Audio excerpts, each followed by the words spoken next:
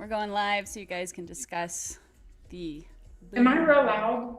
Do I sound overly No, loud? you're a little echoey, but You're you're not echoey loud. because there's no furniture in your house. You got There is. hardwood floors. Yeah, I'm in my kitchen. There's nothing here. It would be Ah, better. It would be better in my living room. Mm. right on. By the way, the video you guys did of hiking out to that observatory and stuff, that was way cool, by the way. We were going to do a Yeah. show on it Sunday, but we're not sure if anyone's going to be interested now. Well, yeah. Why not? Why not? I don't know. There's so much other news going on. What do you guys think? Yeah, nobody knows what that really was. I mean, I don't know. I think people want to Still know. interesting? Okay, Well, cool, yeah. cool. I don't know. I don't know how bored people get with me. Yeah, it was neat. No, we love to see it was cool. you. It's an adventure. We all, at the very least, we're adventure seekers. So that was an adventure that was being shared, and right on, you know? It was an adventure. Cynthia's video was pretty amazing. Yeah. Oh, by the way, Cynthia, running with the buffaloes. Whoa! It was fun. That's outstanding. On a bicycle, no less. I thought that was extraordinarily brave. And you Yeah. dropped your phone. That was the right. I would have. I crashed my bike, fell off, and dropped my phone. Yeah. That would be the correct response to having, I don't know how many tons of beef running next to you there. That was some serious, Uh-huh. that's intense. Oh, hey, here's Alan K. Right on, Alan. See you in chat. Hey, Tony Yep. Russi, Alan K. Hi, guys. Okay, so I unfortunately only caught part of the show. So what's the gist of it? Yeah. Slough Creek. It just According said it to- was the treasure chest was found in New Mexico. It's like, holy hell. I think I can explain it, or Cynthia can explain the gist, or whoever's on that phone call can probably explain it. Jack is calling. Shut up. Chill out. Oh, Ellen, you have an invite, just so you know. Maui Bob, Amy Seeks, we're happy to have you back on the air. Thank you, Maui Bob. I Happy think to be the back. gist, I think the gist that you are looking for, I believe the gist is that Shannon, Odious Soul, said she had a partner, and that partner had a solve, and in retrospect, she says that was a very good solve. I think she thought it might have even been within 100 feet. I don't know how you get that, but close enough. And obviously within a wider area. If she can say that solve was really good within 100 feet, then it's within the wider area. Well, turns out that I missed this part of her video, but apparently at some point she invited people like, oh, you guys can probably figure out who my partner was. And Christy didn't have to even do that legwork because she knew him. And she had some correspondence about that solve. So it's stepping stones, and those are the stepping stones. Do I have that right, Cynthia? Yes. So it's just a matter of I don't know if chain of command is the right word, but it's just about those connections. You could come up with a rating scale. How strong are these connections? How trustworthy are these people? Do we believe the 5 different connections or whatever? But I think that's what we're dealing with. And so it even went further. And K-Pro said that she knew that search partners area, or did you say that? And it went right over my head. She knew Odious Soul's, Shannon's, who's that search partner was, but not only that, knew the location that person was searching. Now that So person had that's- searched multiple search areas though, right? According to Shannon's video. And it was just one of, Well, the way K-Pro presented to us right now is she's like, I figured out that it's Slough Creek is what they're talking about.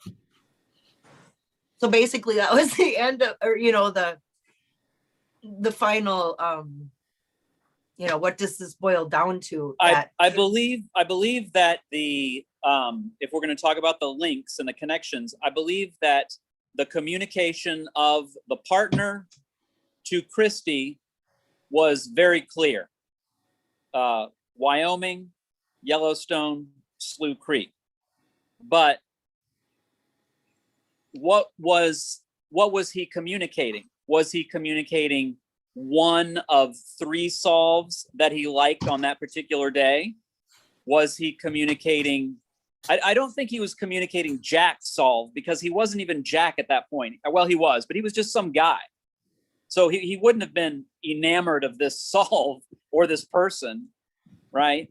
But I think that's helpful at this point, is to say, what are we talking about here as this information moved along, right? I don't know. It's an interesting, I guess, backdoor way of figuring this out. So, God, I have to just be so careful when I say anything, but to make sure I get it right and not give out the names. So if you guys all think back to searching in 2018, you talk to a few people, and generally you might find someone in the search community that at the time you end up sort of being best friends with because of maybe what's going on in your own personal life and blah, blah, blah. So you get really close to someone else that just happens to be a searcher, but you can be close to them and have other reasons to talk to them. It doesn't have to be about the chase. So, yes.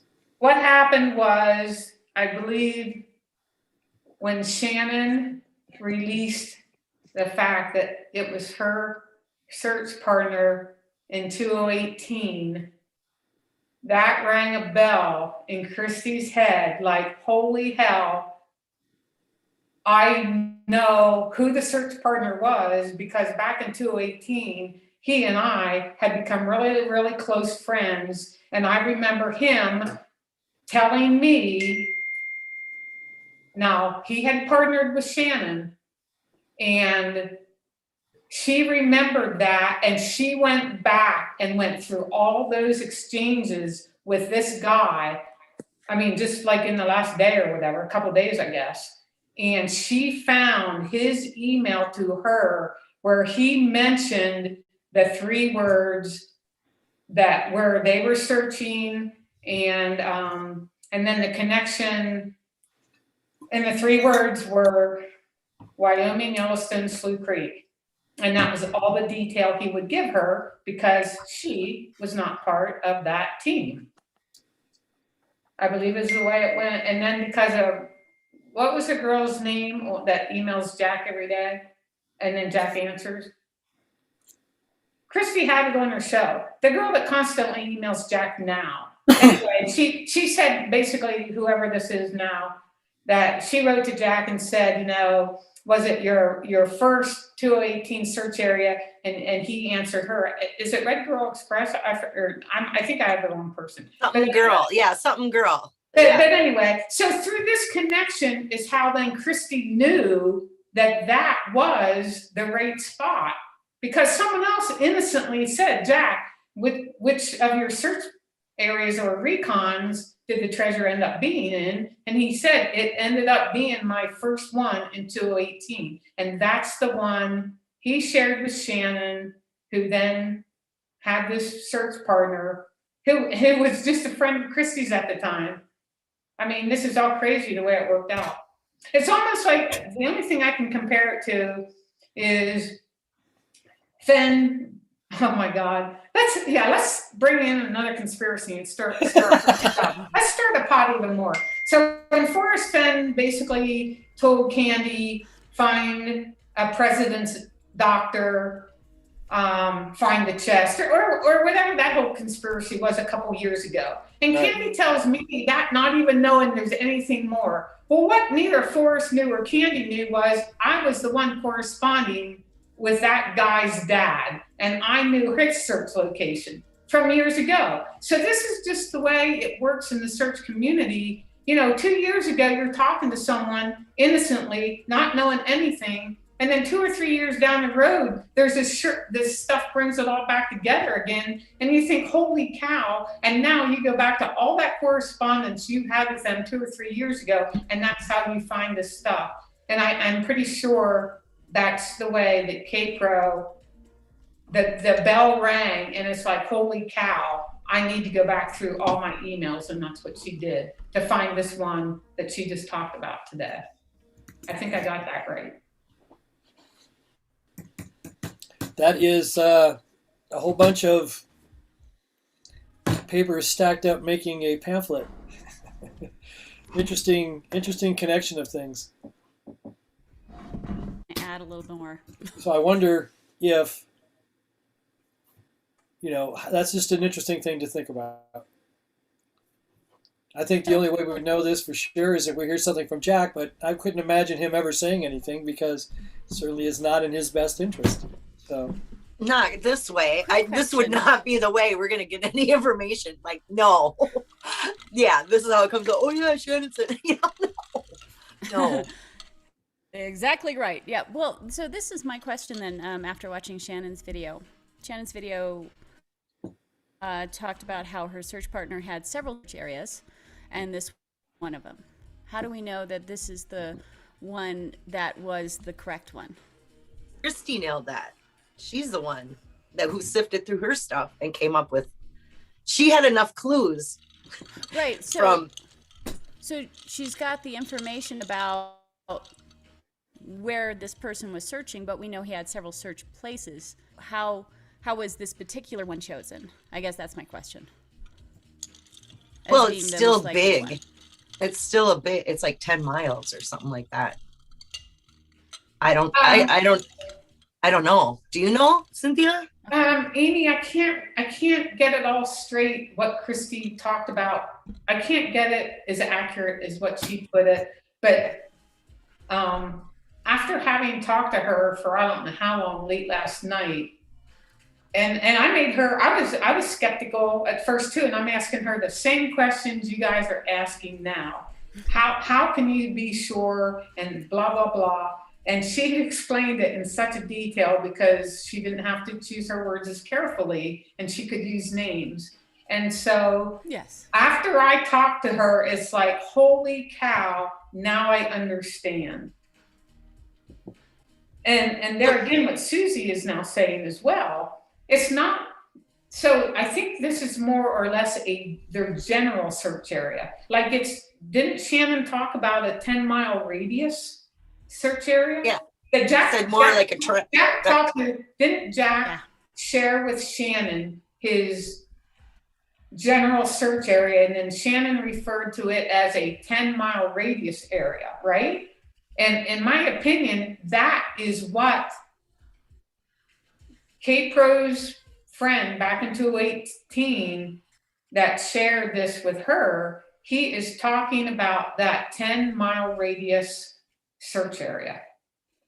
So if you just want to use Slough Creek or the gravel road back to Slough Creek and the trail and where Fenn fished, you can make that the center of your circle and go out 10 miles from it. So, I mean, the thing is, this does not really specifically define the area, but what it does for people like myself is, because, I mean, I was 100% Yellowstone for the last couple of years. What it helps me with, I can now eliminate the fire hole, and I can eliminate gibbon, and I will go into that 10-mile radius of slough and try to now solve the poem using Jack's information from there. So for me, this is huge. It's huge for someone like me. Wow. She's eliminated 3/4 of the park. That's huge. If you are that confident and are saying that you are going to eliminate all the rest of that and go with this information, that's good enough for me too. I mean, that's huge. Well, I mean, I'm going to go with it until there's some reason not to. So, Cynthia, are you expecting to find something there to confirm that you actually have found the very, very spot? Yes. Oh, not so. So I think, and I've talked about this just lately on Amy's show, I think it was, so Jack, I mean, you have to have a ton of time to do this, but I'm lucky I do have the time. So Jack already said that the first thing he found was a fake blaze about 1,000 feet from where he really found the treasure. So if you really want to do it and you think you found the nook or something really, really close to the nook, start going out 800 to 1,000 feet from it and find the fake blaze. And Jack has confirmed in his Q&As on that Reddit spreadsheet that it definitely was created by a searcher. So that would be one thing that you could actually, if you find what you think is the nook and 800 to 1,000 feet from that, you find a fake blaze, I think it's a confirmer. But that's just me. And boy, you'd need a lot of time for that. A lot of time. Yeah, full investigation. Well, it's very interesting. It for sure is very, very interesting. So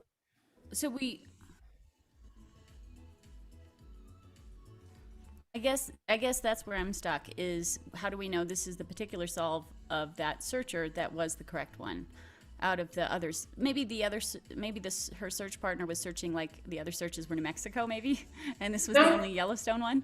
Or no, I think they were all in Wyoming or Montana. I think they were either Wyoming or Montana. Do I have that right, Matt? Or Susie? Is that what? Or That's what I understand. I don't know, but that's what I think so. But you're comfortable with, after talking to KPRO, you're comfortable saying that you believe she knows which solve was the correct one based off of information that can't be talked about yet or right now. Is that correct? Yeah, I wanted her to post the email or the text, but I said just black out the name and post his words, and she didn't do it. Oh, so the search partner is confident that he knows which one it is. He was part of it. Okay, got it. The search partner, and I don't know, so didn't Shannon say that like the partner was within 100 feet of it, of the treasure? I didn't watch Shannon's show the other day. The way she presented it and seemed like she had told her search partner anything about it yet. I didn't watch. Yeah, that's the implication. Cynthia, do you know if Christy reached out to Shannon's search partner, the person we're talking about? And can you tell us anything about that? I don't know if she did. I don't think she did, but I don't know. That was, a lot of, 12 hours or whatever has gone by between that conversation and now. So I don't know. Interesting. So the thing that really sucks about all of us trying to not give away other people's names, it really ruins your ability to make it sound a lot more authentic or credible. When you have to say, I have this email, I have this text, I have this phone call, confirming what you're saying, but you cannot say that name. It makes it so hard. And I've been in those shoes many, many times. And now, of course, now that Forrest can't holler at me for revealing the stuff he's told me in the past, I do tell more, but I still do protect the names of the people who do not give me permission to reveal their name. Mm-hmm. Right on. Sorry, I'm responding to, all the email and stuff, chatter, all that kind of stuff. I'll return. So if you guys have a question, let me know. I'm going to return and to look at the chat in just a second.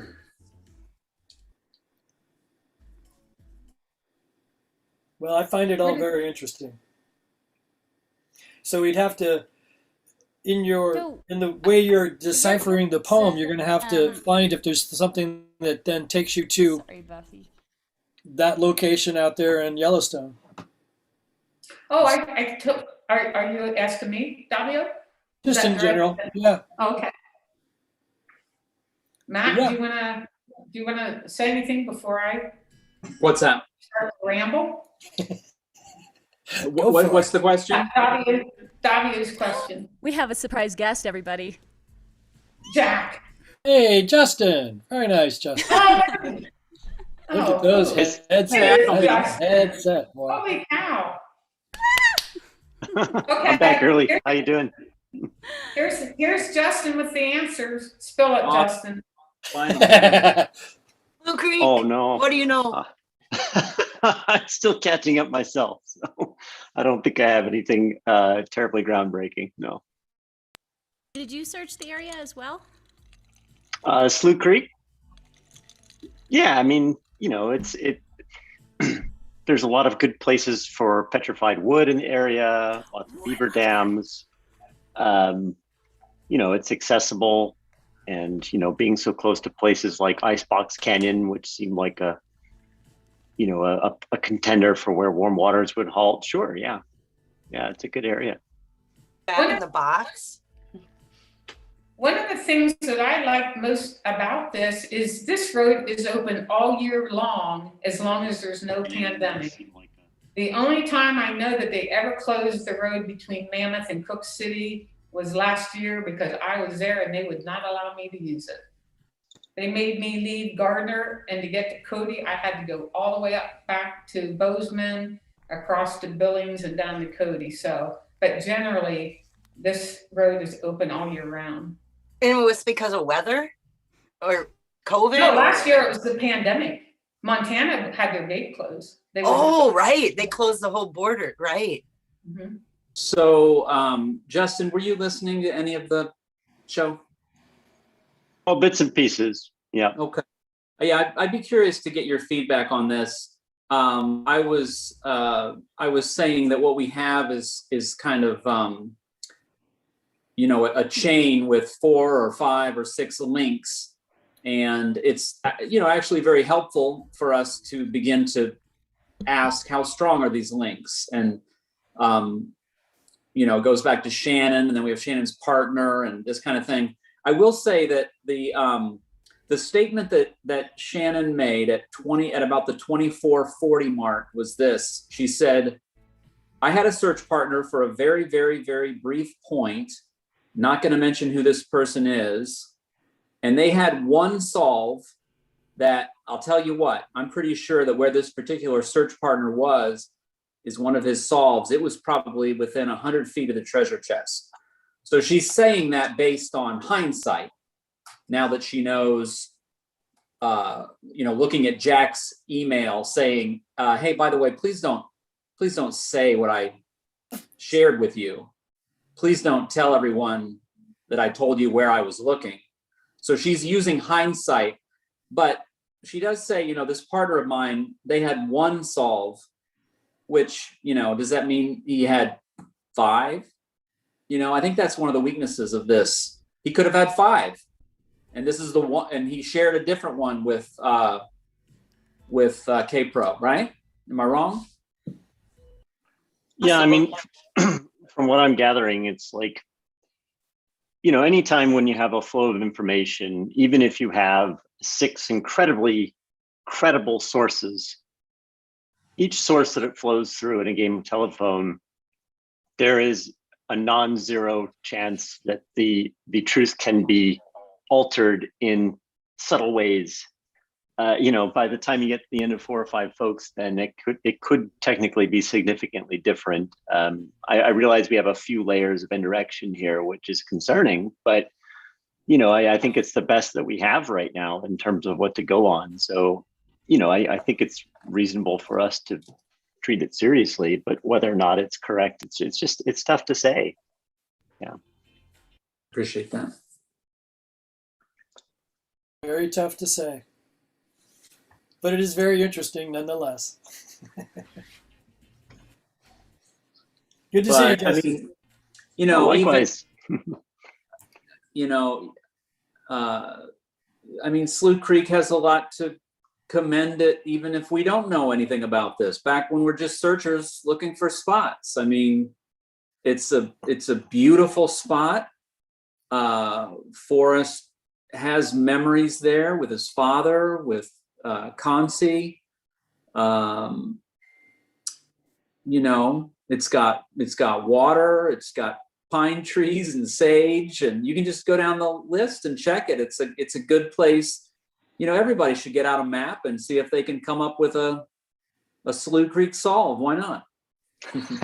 No, I agree. I think the Slough Creek area, you know, you look at the kind of criteria that we've come up with that would, you know, eliminate an area, and Slough Creek cannot be eliminated. You know, there's nothing unreasonable about it.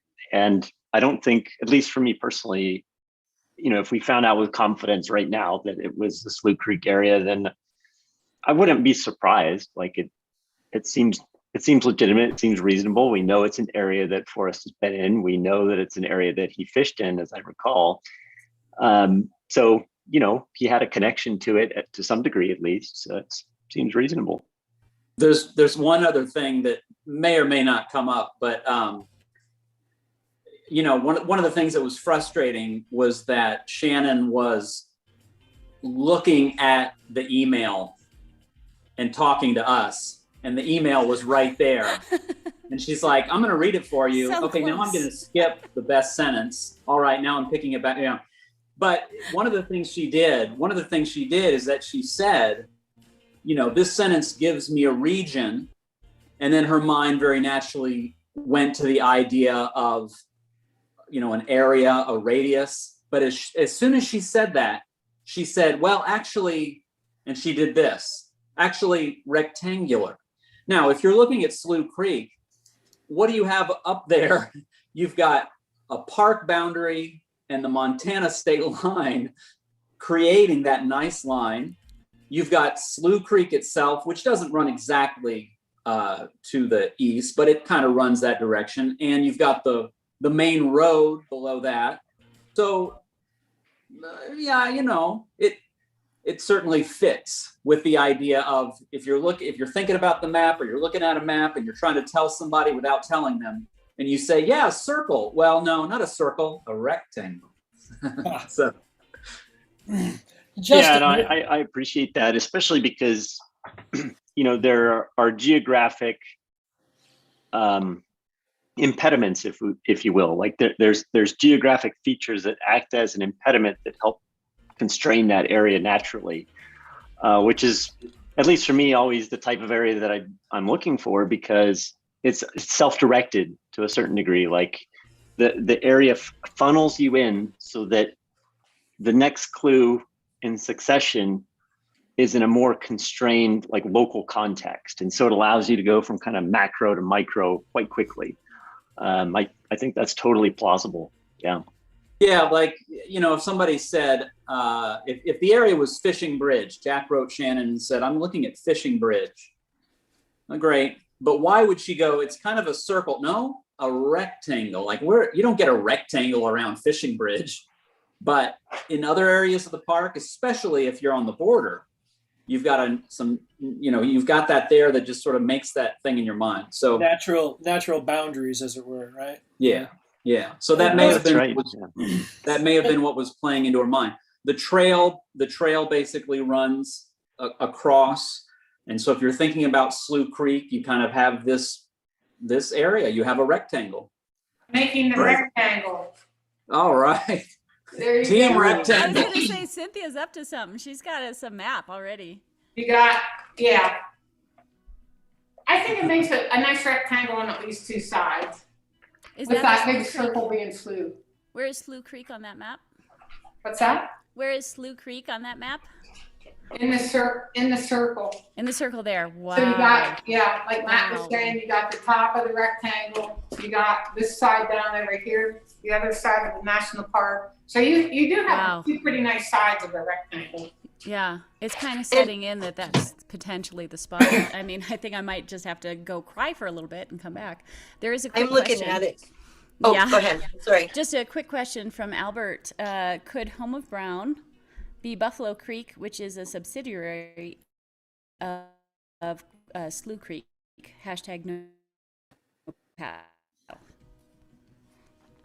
Wow, that was a lot of silence. I also saw Buffalo Ford right near in the same area when I've got the map of it. So And we're that starting whole, to speculate, right? Like how the poem matches up with Slough Creek area. Yeah, I don't well, know. it, I Cynthia alluded to the list on Reddit, which I think is live. It's still being updated, but it's really it's an interesting exercise to go through and in one sitting or in a short span to look at all those statements, and you kind of get a feel for it sort of adds contours to like Home of Brown, or when he answers questions about, the finding the chest or whatever it is. And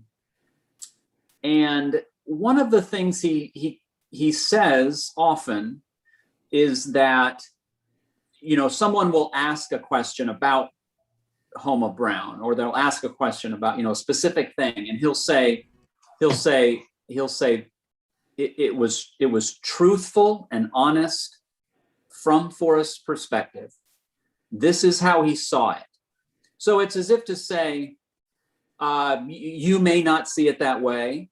Maybe even most people wouldn't see it this way, but that doesn't really matter, because this puzzle is about one man and his perspective. And from his perspective, there's no subterfuge, no tomfoolery. It's straightforward, it's honest, and this was his journey, and this is what he saw. And so does that fit Buffalo Creek or whatever? I don't know. I want to say that maybe it was something Forrest was looking at. Maybe there's something about it, and not just the name. That makes me think of somebody holding a map, or sitting in their office in Omaha. But I want to think about Forrest out there, the original boots on the ground. What did he see? Yeah, I think that's a good way to look at it. I agree, Matt. I probably could have said that in 2 sentences, so forgive me. No, that was perfect. That was exactly what Jack did, right? That is very rectangular looking valley. Slip-ups. So where should I go as far as point me in the right direction as far as what you guys want to see? Pulling up Slough Creek. Yeah, Justin, you mentioned something about beaver dams as being a part of what the elements you're looking for. Well, the reason I like the concept of beaver dams is because, there's at least one study that was published around, the efficacy of a beaver dam lasting over a sustained period of time. And you look at some of the real old historical maps throughout the world, and oftentimes they would reference local features like a beaver dam. And most of those to this day are still visible. They're still there. And so I like it just because it's something that you could easily reference as like a local landmark, right, but with a fairly reasonable certainty that it will be around for quite some time. Like Beaver Lake along the Gibbon, that one is a huge beaver dam, and It's been there hundreds and hundreds of years. Exactly. So I do like those types of features just because they're not necessarily going to show up on a map. Like, you really have to do some digging to understand that there are a number of beaver dams in that area. And the same thing for, the petrified forest, the petrified wood that's through that area is, you can do some research on it and find out that they're there, but really being on site is when you get that full experience. So you fully agree that there are you physically need to see items in the location that you can then bring back to poem and book. There are these, and it's not like he's grossly saying you're looking for a XYZ. You have to then extrapolate the thing that he is insinuating about. Is this what you're talking about? So we're looking for something that's obvious if you've looked at it for many years, but not right away if you just walked into the area. Yeah, I think potentially, I think Jack mentioned, if I recall correctly, that he was able to discern what the Home of Brown was without being there. So, I think with enough concerted research, you can actually figure this out. Like, it's no secret that there are beaver dams in the area, in the sense that you can do research online and see that. But I mean, definitely, I think kind of driving the point home, like you're mentioning, is being there and having that context firsthand, like through the experience, makes a huge difference, because it's much easier to put two and two together as opposed to just kind of doing some research and kind of guessing what might be what. So to eliminate the bias, which I found fascinating in his video, by the way, Jack's video talking about confirmation bias, really drove me to the word that's at the top of the poem, precisely. And precisely eliminates bias and ambiguity. I mean, it's a precision. Mm-hmm. So I found that to be very, very interesting, which drove me to looking at numbers and things like that as being relevant to what this could be. Page numbers, things like that. So, and word count on the poem, various things like that would get rid of ambiguity. So I was curious if you were on that line of thought as well, just out of curiosity. Yeah, And I mean, I wouldn't be surprised if there were. And I say this because Yeah. you're the renowned searcher that's got what 700 I know a lot of out into places the where it field. wasn't. That's all. but the motivation that gets one to get in a car to go out and look, much love to you, sir, for that kind of ambition and desire to get away from whatever was going on to your life to get out into the world. I thought that was just outstanding. I thought that was just the best adventure there. What was his name? The great Sir Meeks, one of the great tradesmen out there, Joseph looking. Meeks. I mean, it's in the same kind of thinking, right? Well, I think there's a fine line between insanity and gumption. Just I think there's a blurred line. A blurred line. It's a it's blurry really line. it's really remarkable that Justin has more boots on the ground than some of the grizzlies out there. They go, oh, hey, there's Justin. Hey, yeah. Hey, it's Justin again. Hey, Yeah, Yeah. they might know me by name by now. It's scary. Recognize your vehicle. So Hey, there's the. Just to interject real quick, Maui Bob Sure. says, "Is there a parking lot there?" So, is there a place I can zoom in on here that shows a parking There lot is. somewhere? Okay. That Slough Creek campground area is where you'd want to look. Okay. I'm Yeah. sorry, it's the first campground lower down, kind of southwest of there. This one. Yeah, Yeah. Okay. yeah, near the trailhead, the Slough Creek trailhead. All right. So that's where we're guesstimating Forrest would have parked. Oh my God, that sounds crazy to say. Yeah, it's the campground right there to your left. And if you were to switch over to satellite, you'd be able to see kind of the area there. Uphill, downhill, what kind of miles in scale? By the way, do we have a consensus on how far from Forrest parked his vehicle to how far he would have walked 4 times? I mean, in, out, right? I mean, so in and out, would you think that was totally not more than a mile? Do you think he walked in like a quarter mile? Yeah, I mean, the elevation gain around there isn't that much. There is kind of a slow, steady gain if you're going along the trailhead. But reasonably speaking, practically speaking, I would say personally, I would guesstimate it would have been hidden within a mile of that campground area. So that's your let's say diameter of looking is like, okay, if I park my car, if I go more than a mile, I'm out of bounds. That's right. Yeah. And you can actually eliminate more of that because to the west and to the north on either side of Buffalo Creek, you've got kind of wide open areas with little in the way of trees. And so the dense areas for the trees are right along the creek itself, especially as you move up into the north and the east. It gets pretty dense through there. So, I think those were probably the areas that Jack might have been focusing on and just taking it literally, being in the wood and being away from the trailhead itself, because there's kind of like a little, not quite a mountain, but kind of a hill that separates the creek from the trailhead for a while, especially in the beginning. And so most people take the trail And so they go on the opposite side of that hill, and the creek isn't visible or anything through there. You're kind of down nestled in this other little valley, if you will. But right over the hill is where all the woods in the creek are. Right.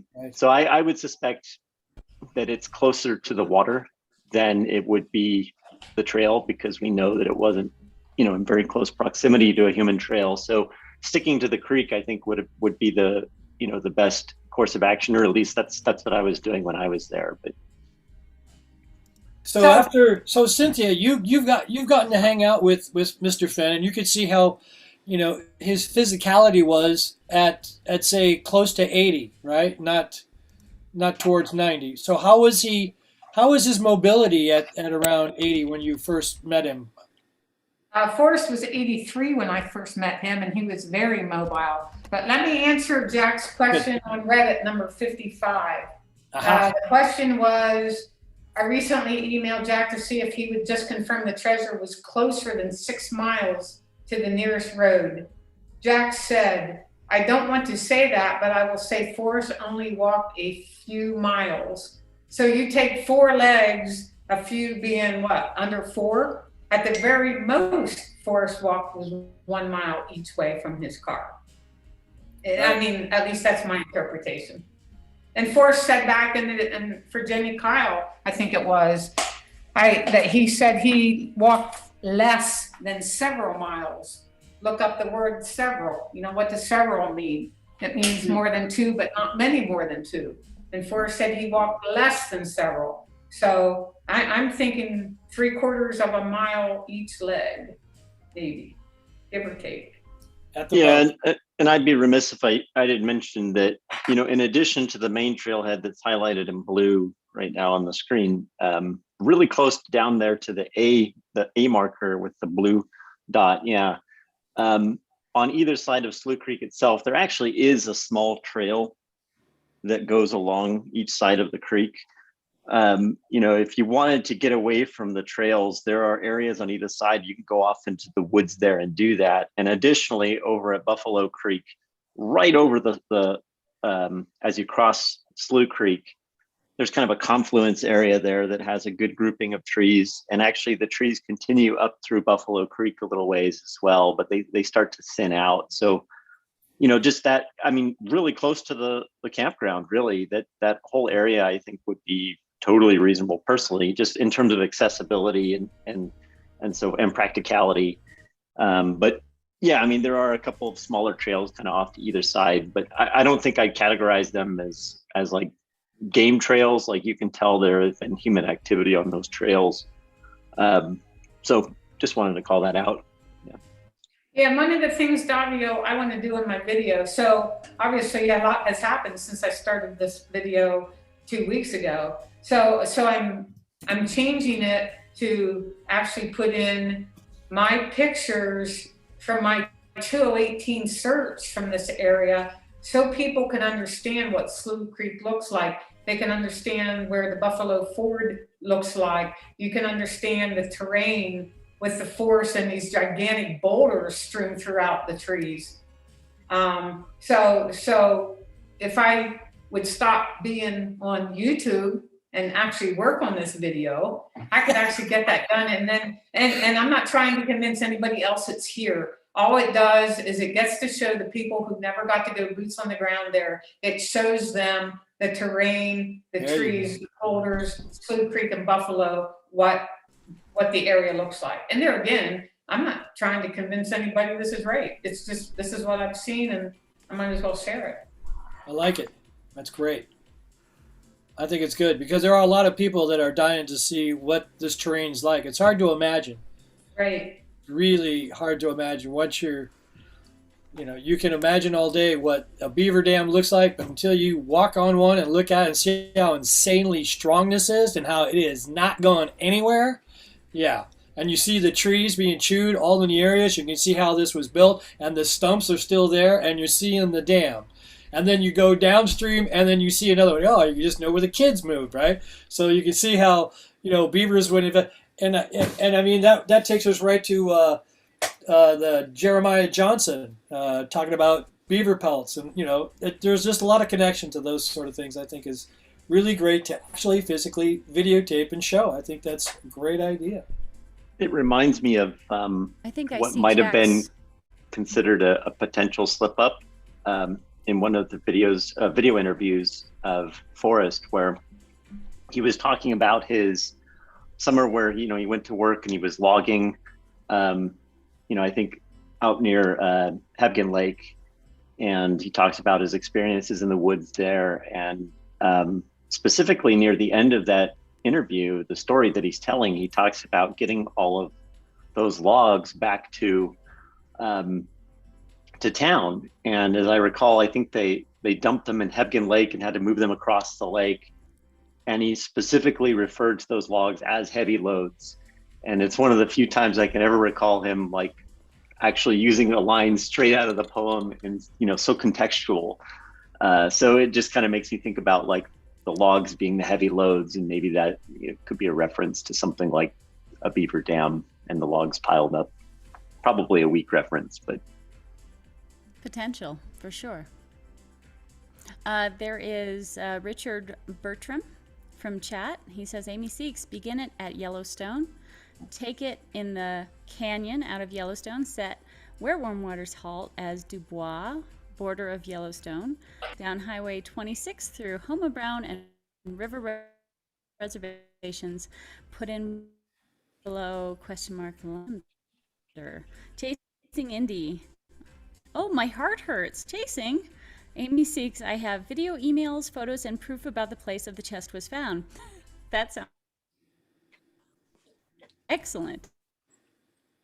And that's from I hope it's this Slough Creek area. That's very exciting. who is that from that said that? Candy. Ah, Candy. Chasing Right on. Indy. Miss Chasing Research. Indy, Candy. Yes, yeah. Brit Chaser. It looks like there's a dirt road way past that, up the border area. 4498835 north, 110-203-678 west, 1.26 miles.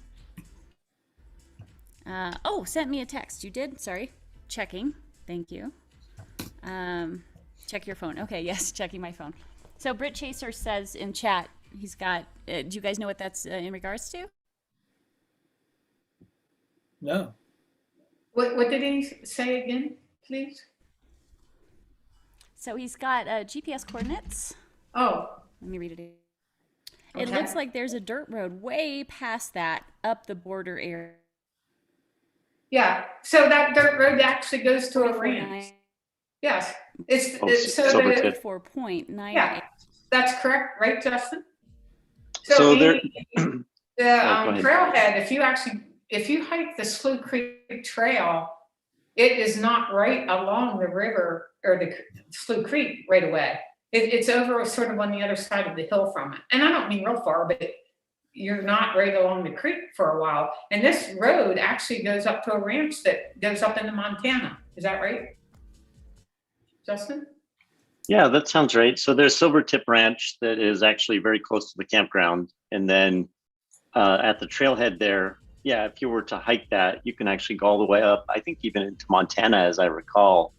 But, I mean, in terms of mileage, it's like you mentioned, that first stretch is further away from the creek, and we know that we need to be away from the trail. So, if it was along that trailhead up toward the ranch that you're talking about, then, at some point you'd certainly have to veer from the trail pretty drastically.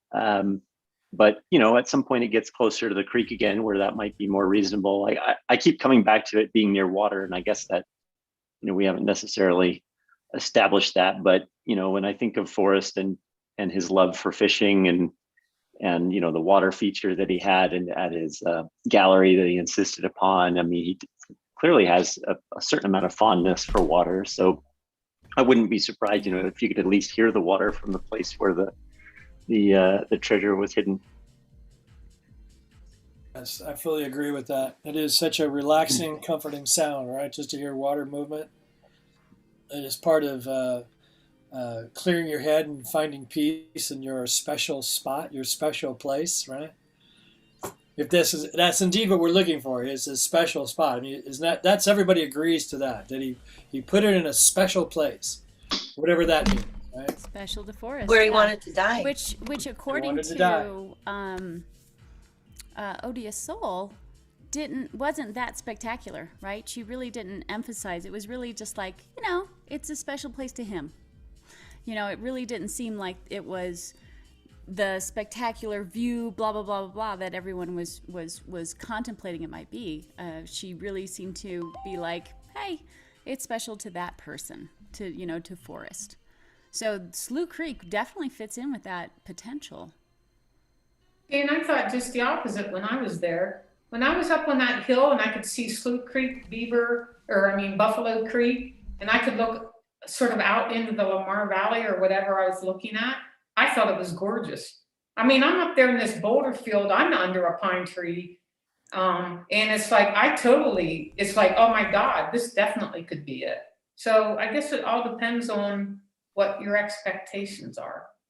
I agree with you, Cynthia. I thought it was fantastically beautiful. I thought the sights were really nice. And, being a fly fisherman myself, like, some areas I get to and it's like, I can't help myself. Like I want to fish it, and that was one of the areas where I'm like, yeah, you know what? I'll take some time and do this because it looked like a fantastic area for fishing. And it turned out it was. So, it's I guess it just all contextual, depends on what your interests are. Good word, contextual. Very good point. So if we assume that Slough Creek is the place, like let's just assume it, right? Let's just go there and assume it. How much of it fits the poem, right? Are we like, wow, look at this, this, and this, and this? What's the next step, basically?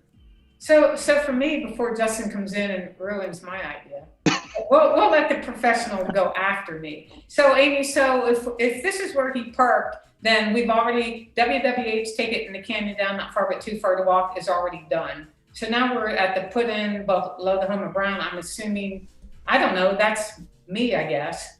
So the WWH is not where you park. Jack already said you drive, you don't walk all the clues. You have to drive from WWH basically to what he referred to as did he call it pinch point, Matt? What did he call the put in below the home of Brown? Jack referred to it. Well, he was just saying that it's a bottleneck for a bottleneck. So right. So in the poem, in my opinion, now we're at the put in below the home of Brown. So now from there, are there clues? In my opinion, absolutely yes. I think, obviously, searchers are able to pick almost any spot on the map and make it fit the poem. We're very good at that, right? We are so good at that. You're welcome.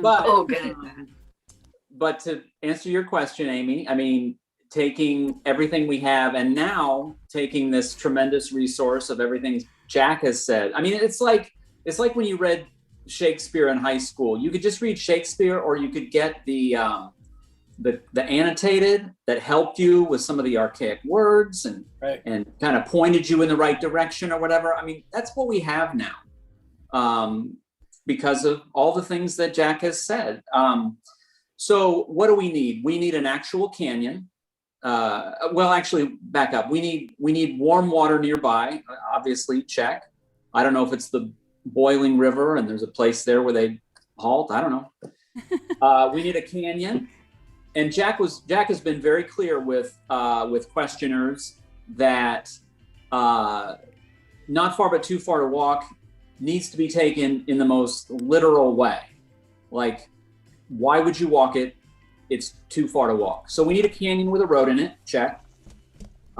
He's also been very clear that you have to get wet, otherwise how do you get cold in summer?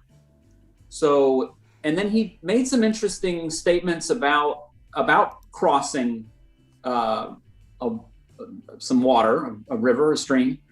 He said that you're walking, but it's all there in the Reddit thing. He said at some point you have to do something that's like walking, but it's not quite walking. And yes. Someone might quibble and say, you're not walking.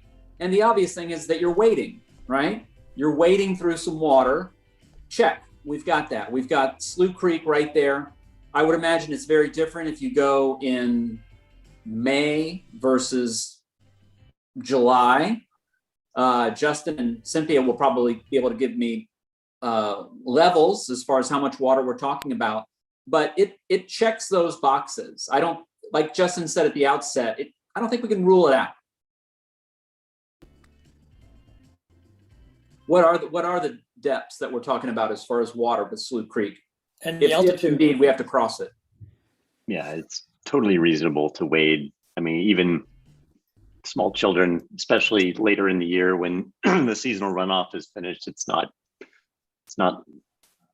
challenging. Yeah. Is it around 7,000 feet? What's the altitude there? About 6,200. Yeah. 6'2", right? Yeah. So would this be the parking area? Do I have this correct?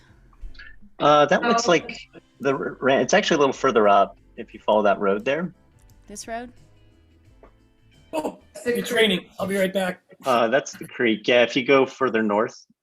It's raining. Go back to the blue. I mean, see, there is the one parking there at the trailhead, but if you go up from here, just like further up on the screen, if you can scroll up. The internet is a little lagging. Oh, okay. There you go. All right. Maybe there's just a little lag in terms of the screen updating. I still see the trailhead. So. Sorry, it's slow. Oh, there it is. Yeah. Just So that wait a campground second. road off to the left. Yeah. Yeah. Oh, it jumped again. So, Here? I'm guessing here. no, that's the trail itself. You'll want to go back toward the main drag there. It's called Slough Creek Campground Road is what you're looking for. Yeah. There, now it's Okay. updating. So where it says Slough Creek Campground, that I'm gonna little, let it little sit stretch for a there is second, where so it- people can park. Yeah. There. Yeah, there it is. Yeah. So we're guessing that this is the place where Forrest Fenn would have pulled in, parked his car, taken first the treasure contents, walked out to wherever, right? Came back to his car again, grabbed the chest, and walked out again. Is that correct? Could be. I mean, it's a little sobering to think about that, even though I've had gin. So which are we guessing which area? Any of these little, I mean, there seems to be a little area here, a little area up here, and then crossing maybe here? Or down low Yeah, south? that's yeah, certainly a possibility. I mean, there's tons of places you can cross along there, and it just kind of depends on availability.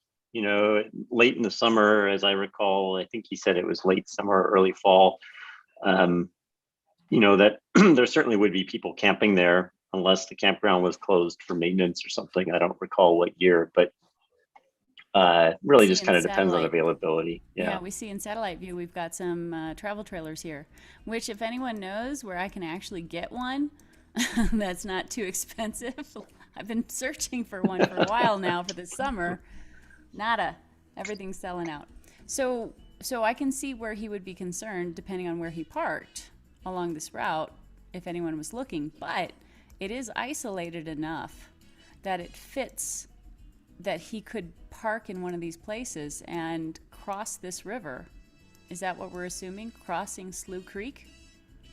Yeah, I mean, there's a fair amount of people that are kind of, depending on the season, the time of the year and time of day and everything, there can be a fair number of people kind of milling about right there at the campground area. But if you were to walk just upstream a little bit, into the woods off to the right there's much more private areas where you could either cross or just hang out, if you will.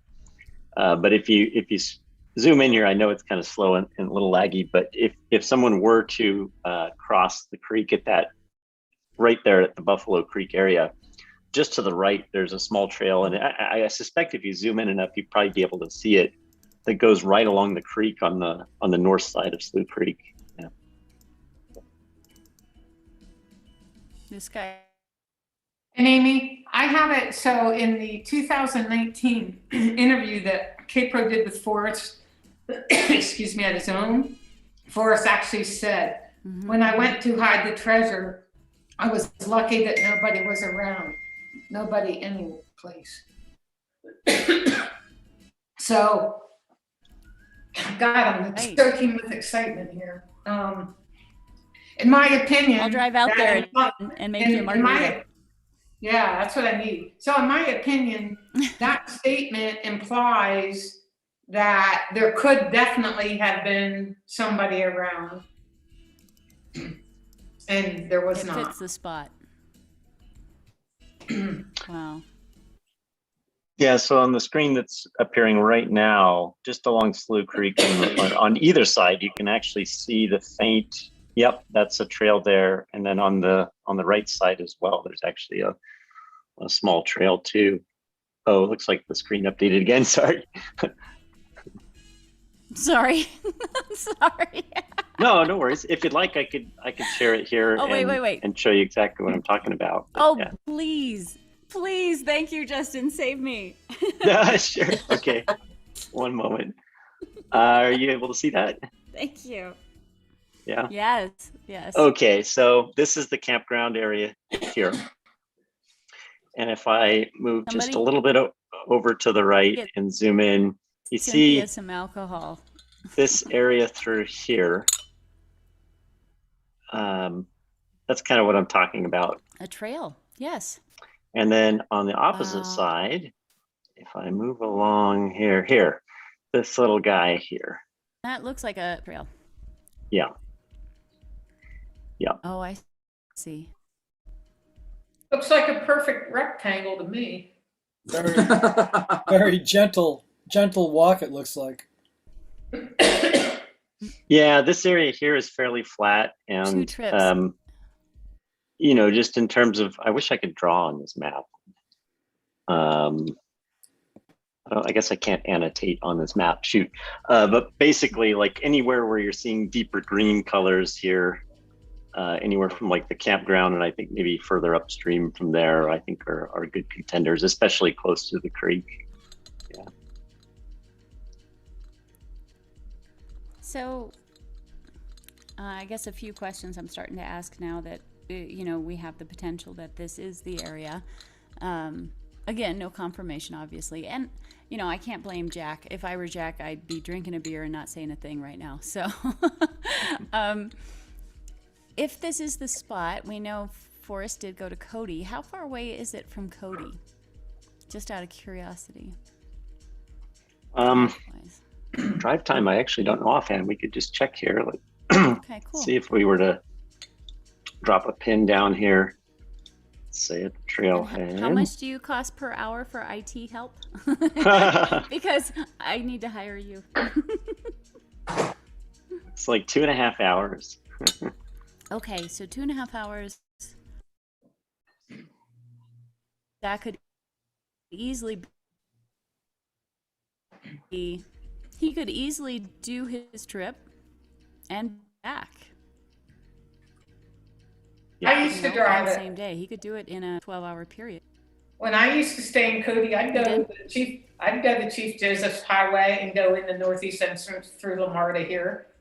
I mean, to someone that's used to driving this is nothing. And oh, thanks, Alan. So it definitely, I mean, the whole thing fits parameters that we've established as far as the potential search, correct? Does anyone disagree? Wow. Is that a no? Oh, wait, you in the chat, I think I asked this before, but I'll ask it again. Who all thinks this has a significant potential for actually being the place? Yes, no. And how about you guys on the panel? Where are you guys at? 100% for me. Until it's not. Oh, wait a second. I've already been so wrong on YouTube once before. Let me change it to 50-50. I just don't want to be so wrong a second time. And you know what? This is really funny. How many hours have I been on YouTube or whatever today already? And I told K-Pro last night, I absolutely will not go on YouTube with this because I don't want to be so wrong a second time. And what am I doing? I'm on YouTube. Haha. It's fun. So Susie, even you're thinking this is the spot? Well, if Cynthia thinks so. Susie, I've been wrong over 200 times. I'm following. Pick something else. Well, I know, but I'll fall in that hole with you. That's fine. Oh, sorry. That's my dog. All right, so Matt, Justin, Davia, what do you guys think?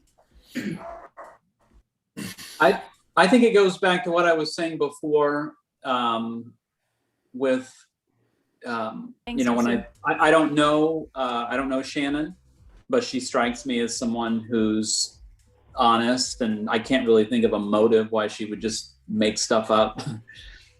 So then she's got a partner, and I don't know him, but it I don't know. It seems like we're okay at this point. He reaches out to Christy in some capacity, and that's where it gets a little weak, because what if he had 3 solves and he just shared one of them with Christy? There you go. So it may be, Christy is a magnet for information. Sometimes I think she has like a superpower of getting information, and she divulges some of it and she keeps some of it. And it may be a situation here where she's not showing all her cards. So based on what I know, I feel like there's a little weakness there. I don't really know what's going on, but as we continue down the line, everything checks out and it's fine. But I think it's that one area there where, Shannon even said that he had this one solve, and does that mean one of many? I don't know. So I don't feel the need to plant my flag right here, but I want to check it out. I want to think about it, meditate on this, and try to come up with a solve for it. I like that. I like the rational adult way we're all communicating about a concept that has got a wonderful theory behind it. I think that's lovely. Yay. Much love to, thinking intelligently. Yeah, I'm all down for that. So, I think it's a nice conversation worth having. Do I think this is a spot? Absolutely not. Because I'm referring now to the bias that I keep thinking about. Not Justin, but Jack's video about what bias is and how that can be full of ambiguity, and this is rife with that. So, but it's really neat. I think this is really, really cool. I love hearing from Odious. I think she's lovely. I think she's terrific, and whatever conversations are going on there, outstanding. I love that Susie's interested and she's all hyped up. I love the energy that this brings to the whole thing. I think that is just fantastic in that in itself. You know what I mean? It's that creative, imaginative juices that Forrest wanted to stir up in everybody, and I think that's the best part about this. At the very least. Well, we have a few comments in chat. Yes, agreed. I do. I agree with absolutely everything. Oh, it says, my internet connection is unstable in case I cut out. See, the internet's Wow. You just cut out. Me being cut off by lawyers or Fenn's family. What? Okay, chat has some comments. Let's see. Albert says it definitely has potential. I'll need to take time to you guys can hear me now, right? Yes. Yes. Okay. Somebody. Yes. Need to marry the clues to geographic potentials, locations near Slough Creek, and see if it can make it work. To be certain, haven't had the time yet. Yeah, I think all of us are going to be really diving into this to see. Richard Bertram, who's the person that said he had seen Jack by Colorado-Wyoming border? Anybody know? The which border? That one we do not know. the Colorado-Wyoming border.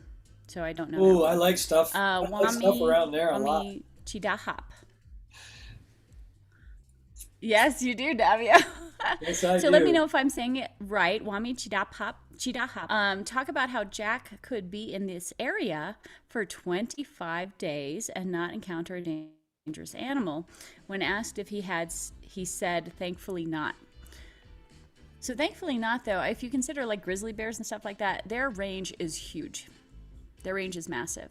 So I could see not encountering a grizzly bear. And the area looks not fully forested. I don't know. What are you guys' opinions as far as the stuff Jack has told us about the site matching up with Slough Creek area?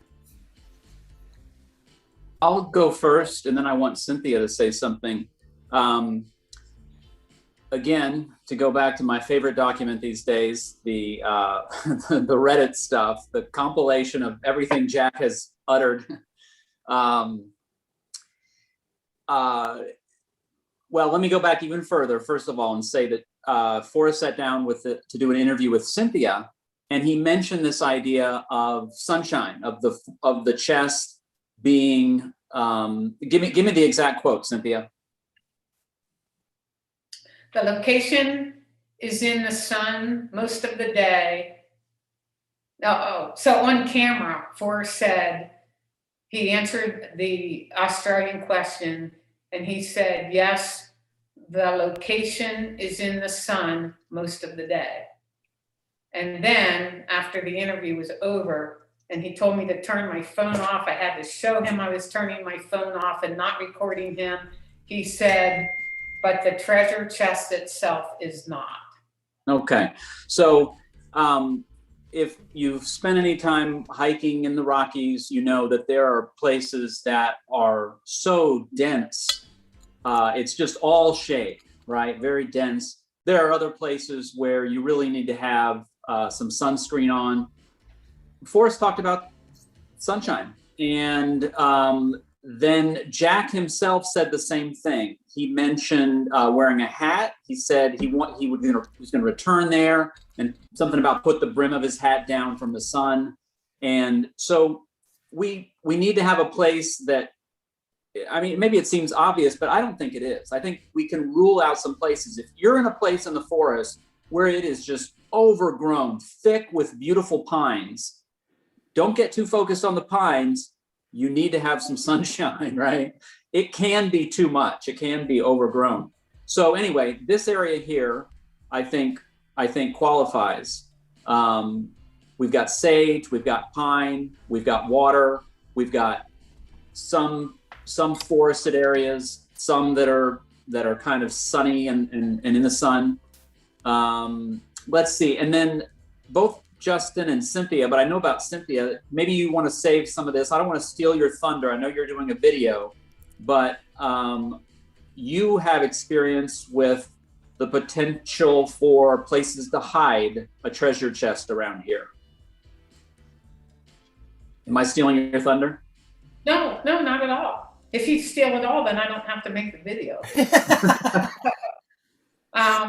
Yeah, so this is what I showed Matt some of my pictures earlier today from the area, because Matt and I had actually hiked this the day we found Forrest. The day we found out Forrest Fenn had died, Matt and I were hiking this trail.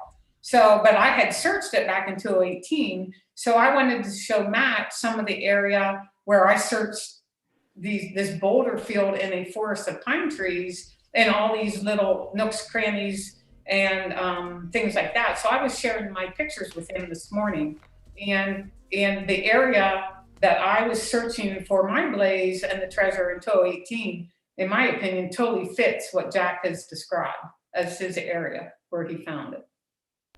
But obviously there's others of those in Yellowstone or Wyoming. It does not confirm this is the right spot, but at least it has the potential to be the right spot. Sure. Yeah, and I struggle with how to put all the language together. Forrest said he placed it on the ground, and Jack confirms that. He basically says the nook is on the ground, which is interesting. How do you have a nook on the ground? But when you have some boulders and some interesting features like that. You have these giant boulders that have cracked in half, and you start to have lots of little nooks and crannies.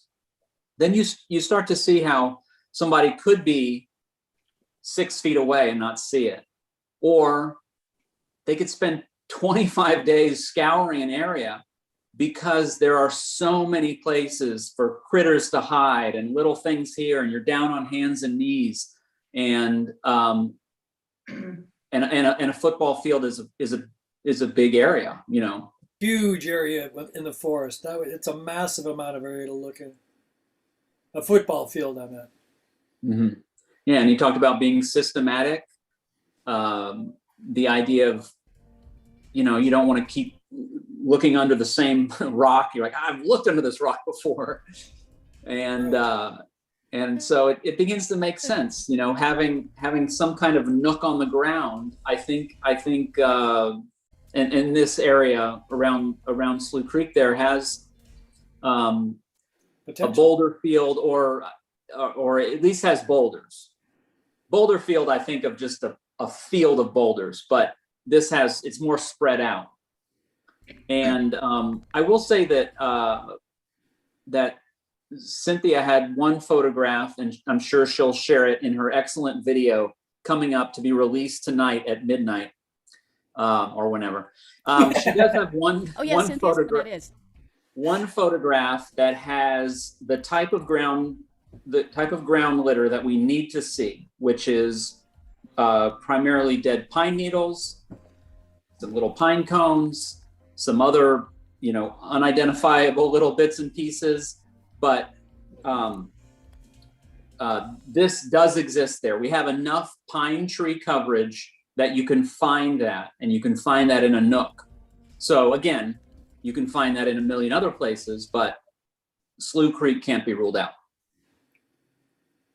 And so this morning, Matt, when I was showing you that picture, didn't we identify the twig that eventually fell off that boulder into the chest? We did. We did. When Jack was up in the tree. And that twig that was in there, we saw that hanging or laying there in that boulder. Well, what's interesting is that you needed to take a selfie, and so you hung your camera over that twig and you weakened it. And then Jack came and it fell completely. It's really a miracle. Uncanny. And we also talked about the fact that there's a good chance that Justin slept on this very spot, and well, that's a different space, but used it just as a pillow. He just didn't know it. So I think both Cynthia and Justin were very close, probably stepped on the chest several times in order to get a better look at something over there. Yeah. It's the twig. I love Jack's responses to that, where he's like, what is it about the damn twig? The damn twig. But that's going to be one of the confirmers for whoever finds the treasure wherever it is, whether it's here or somewhere else in Wyoming. Whoever thinks they have the nook, they have to look for that twig, because that is the ultimate confirmation that you're right. You have to look for the San Lazaro ring. You have to look for the twig. You maybe have to look for some bronze residue. Mm-hmm. And while you're there, why not go ahead and look for a single loafer that's about 2 feet underground in some quicksand, and you put that on eBay. I don't know. What do you think we'd get for that loafer? I'm sure we could construct a story around it to get a significant amount of money. Yeah. It's Forrest's loafer. Yeah, enough money to buy Amy a camper. There we go. So you're saying, does everybody agree that there is absolutely nothing left behind? No, I think there's potential the ring fell out. Now, I've heard that from several other sources. Fell out or intentionally left behind. I don't think it's intentional, but I think there's a small chance. Minuscule, but we got nothing, so I'll take it. We'll take anything, yeah. Quick for Gary Risher, as you guys know, a lot of you know who Gary Risher is. Amy Seeks, it has a possible Hemingway connection.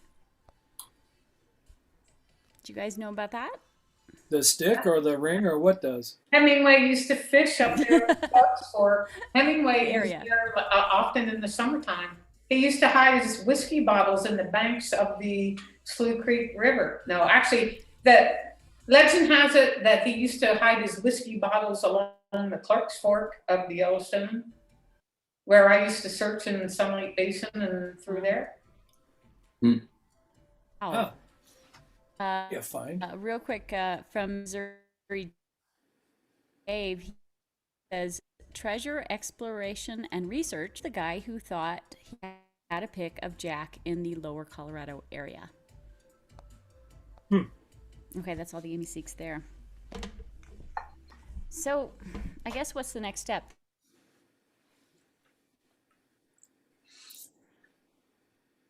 Go to Slough Solve Creek. the poll.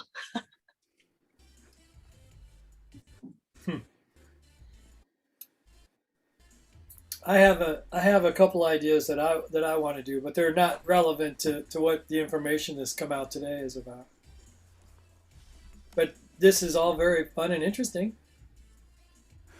I'm curious to see what Cynthia's videos are. I'm really curious about that. Yeah, and let me just emphasize. So we're all in Slough Creek. When I do this video, I'm not trying to convince anybody, and I am not. People are asking in the chat room what my HOV was and what my solve was. I'm not even going to put that in there. All I want to do is give you guys who have never been there. I'm mostly posting all my pictures from this search area, and so you can see it, and maybe that will help you decide that yes, it does have potential, or no, you all are full of crap and I'm not going to waste my time there. I just want to put my pictures out there. And I also have just a few other little tidbits that I was going to include in that video that have nothing to do with Slough. But I do have a video clip where Forrest talks about wanting the finder to give it to the Smithsonian. I mean, that's on video where he said this.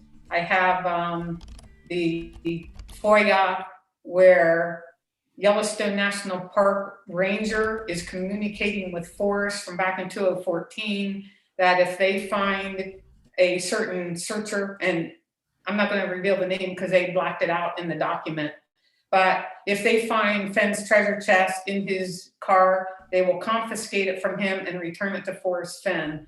So that's from back in 2014. Wow. So all the people that think that there's such an issue with Yellowstone and this treasure chest and Forrest Fenn, I don't know. Did something change in the last 5 years or 6 years? I don't know.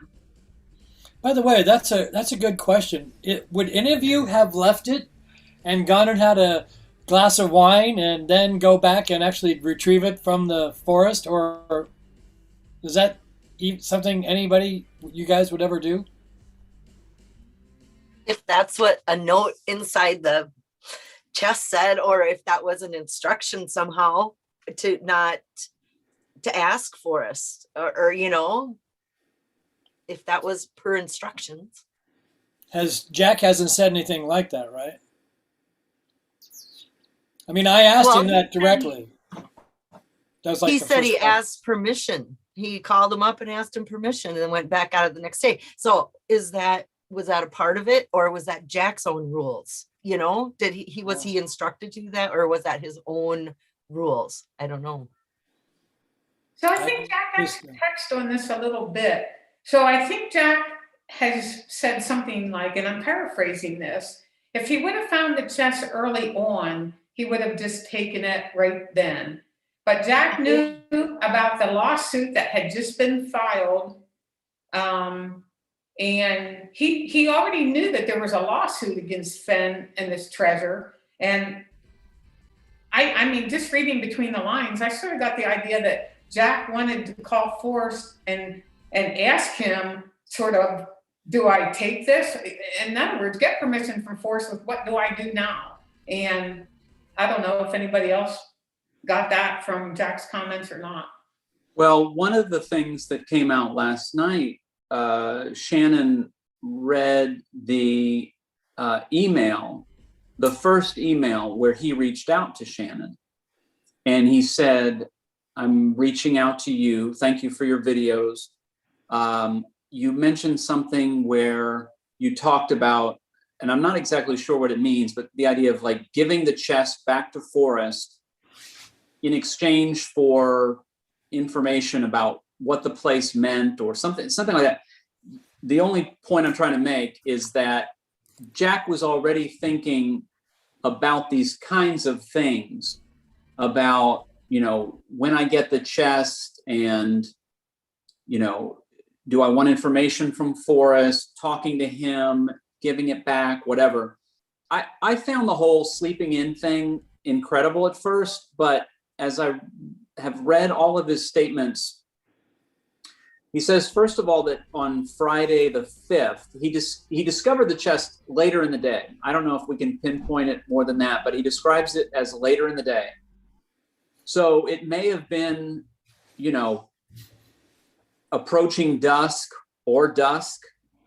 where, you know, that would give you confidence because you know that people are leaving the park. He was also very familiar with the area, 25 days.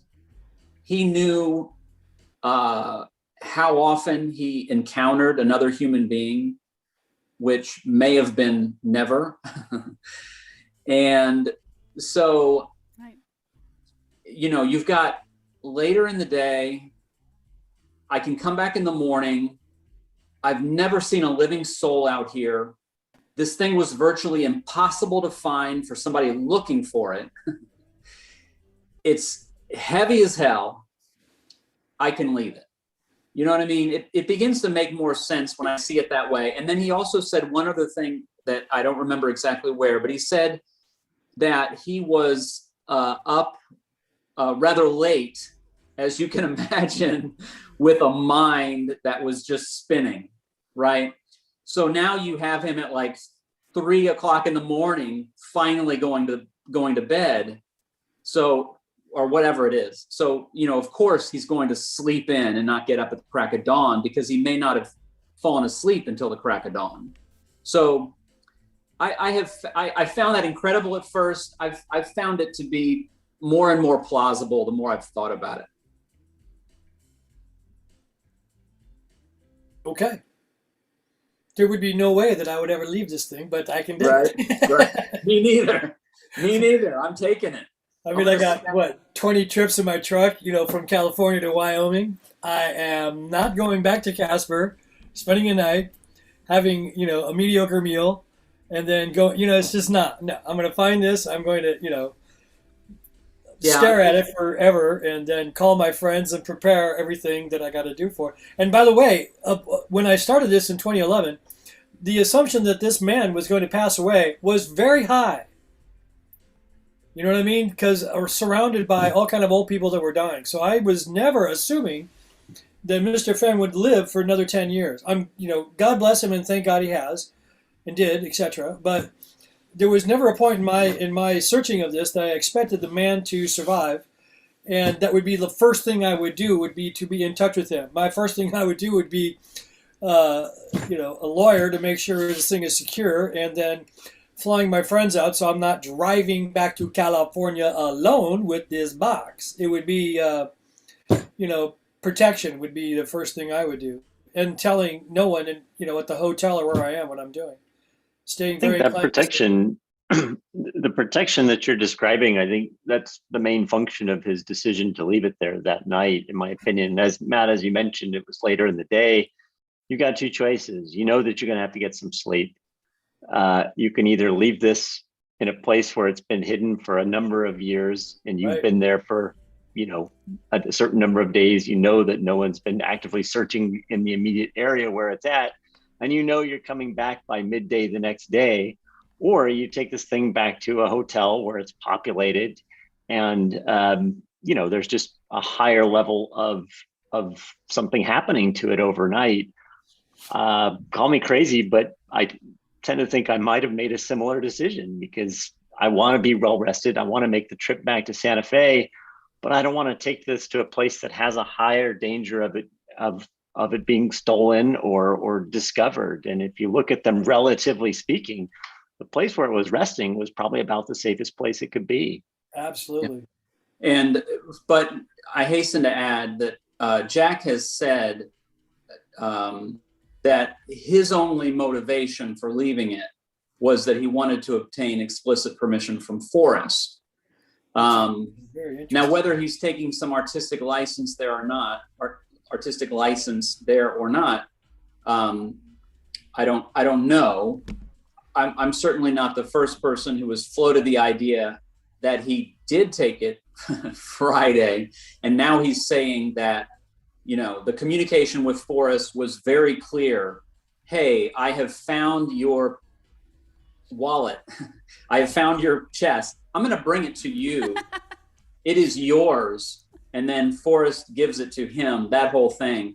I mean, like Amy, like you said, if we're going to just assume this is correct, well, then we're now in the park.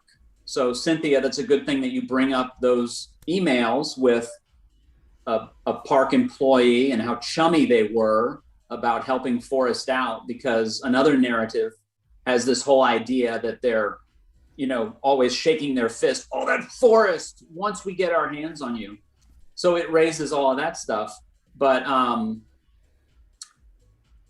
anyway, yeah, the official story is that he left it there to obtain, to say, excuse me, sir, I believe I found something that belongs to you, which reinforces the idea of a man left something here, somebody else found it, it was returned, etc. That whole narrative, one can see how this hopefully can alleviate some legal difficulties, but I don't claim to know what exactly happened. But it seems highly probable that that is the legal workaround. I retrieved it for you. Thank you so much for bringing it to me.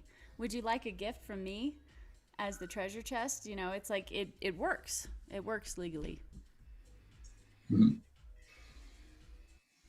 I don't know. Do you guys have any other theories on how? I mean, because Cynthia, you know, obviously on my show that a while ago, talked about that, right? She was like, I think it's okay to share this at this point.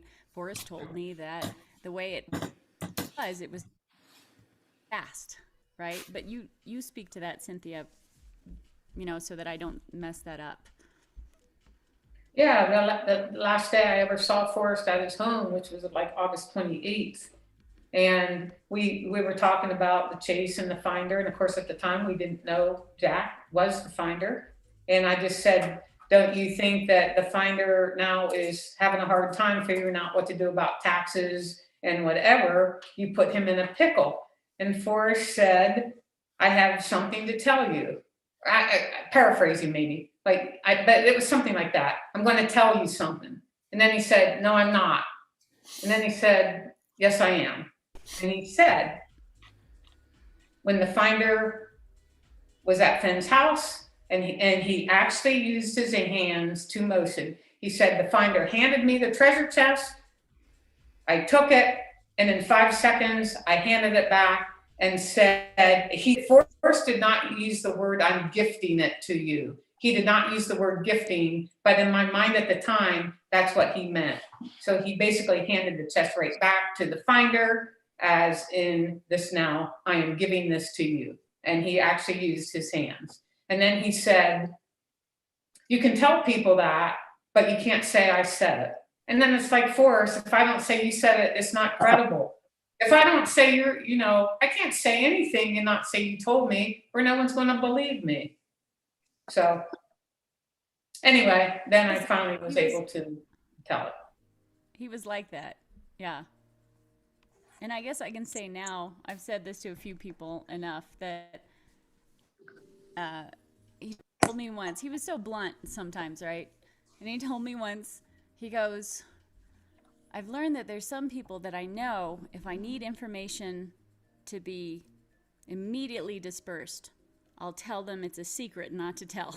and they will immediately broadcast it on forums and stuff like that. And he's like, that doesn't seem to work with you. And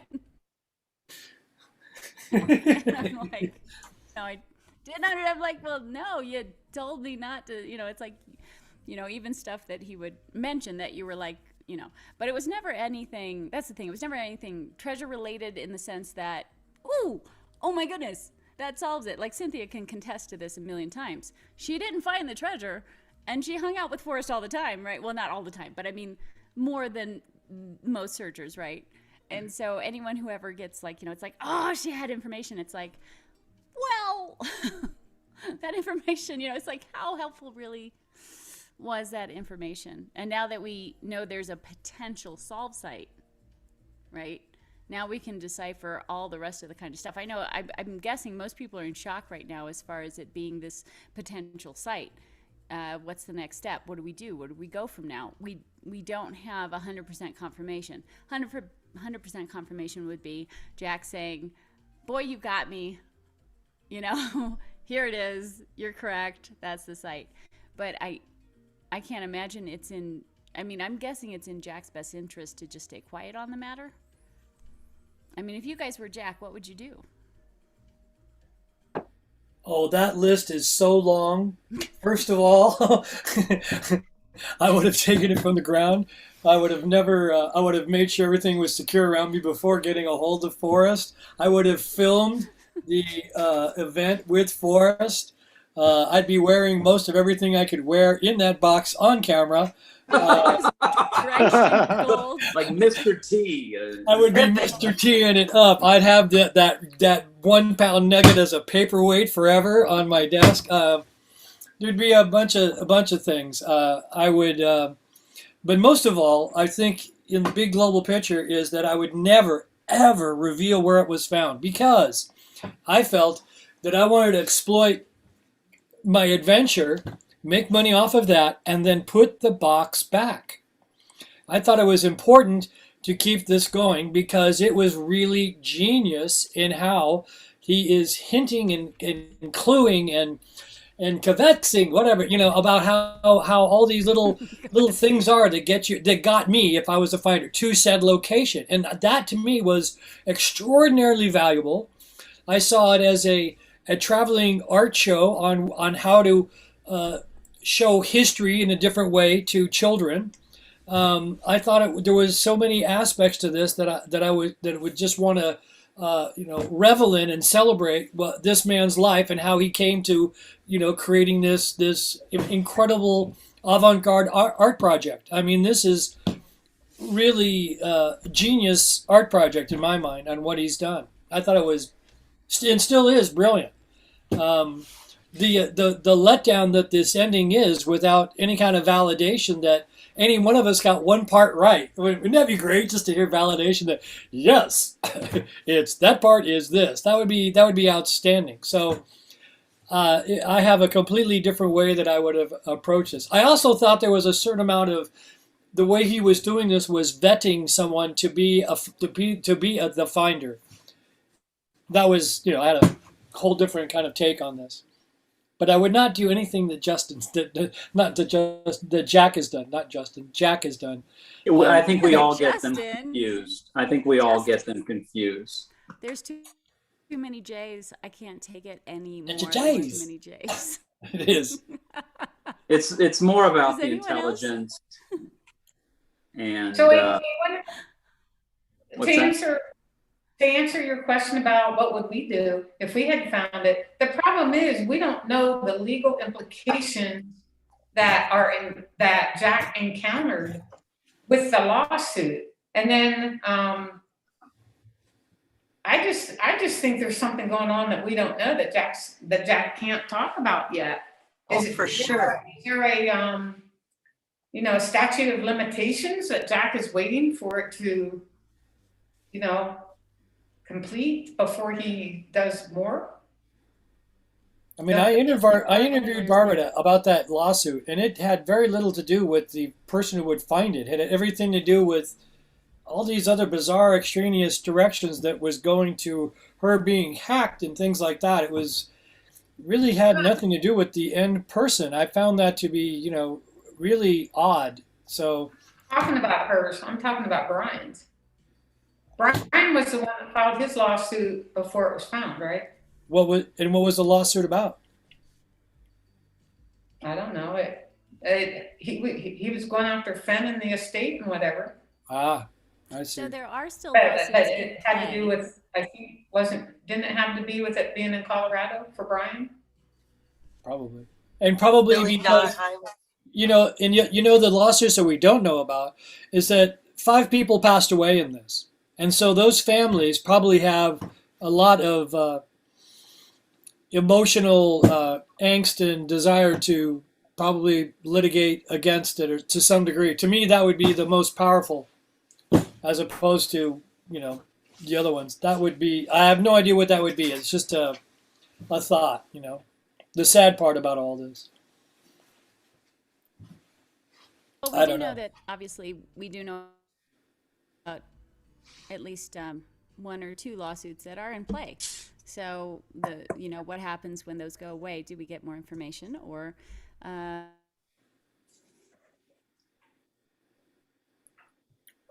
Yeah. and again, I kind of go back to what's the next step at this point for the search. I guess it's difficult right now since we are not in the know as far as being like, is this the correct, as far as, is this the one that was the one that Odious? Hmm. So I put her website out there. Be kind. If anyone knew Odious Soul before, YouTuber, like, we don't want to lecture. Well, your connections, Really Amy, please repeat that. sorry. Your connection is very, very dodgy right now. You know what? I'm gonna see if I can switch to. Well, I'm afraid if I switch to a different connection, it's that. It just told me again, unstable connection. Sorry, guys. That's how I feel every day. I feel like I'm a totally unstable connection. Come on. I just, I gotta Just drink live more with it. water. Try to stabilize my connection to everything, I tell you. And I think, Amy, where you were going to go, but you keep breaking up, is there is no confirmation to this. I have been burned so bad once before with that GPS solve.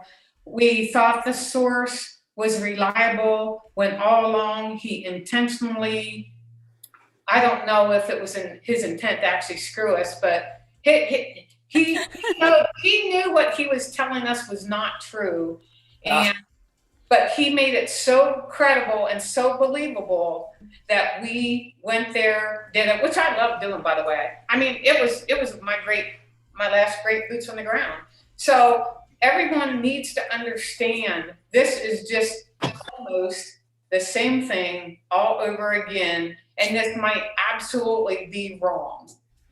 So before anybody buys plane tickets and lodging and rents a car to go to Slough Creek, you need to still solve the poem and verify it with everything Jack said, because this could be just another potential wrong YouTube that I'm on again. Well, there are many parts that are not completely solid about it. The only one who can confirm, of course, is Jack. But the 6 degrees of separation of this information definitely leaves enough to go, 50%, I think you got to really take it with a grain of salt and realize that this is entertainment. Yeah, I agree. The only thing the way this information came out was not good. It was icky. And the way she presented it was, she could have did it better. I felt insulted by it, by her saying, all you guys are obsessive and crazy and go away and leave me, or, that was not really the nicest way to present it, it was like a backhanded. Well, I don't think she's aware quite of the frustration, right? So she's been out of it for a while now. She hasn't actually been engaged in the community for a while. And so she's kind of popping back in the middle of it and trying to say, I think she was trying to speak to more of the extremists, right? The people who are like, everything is a conspiracy. That's the only answer, that kind of stuff. And I applaud her for the ethics as far as that is concerned.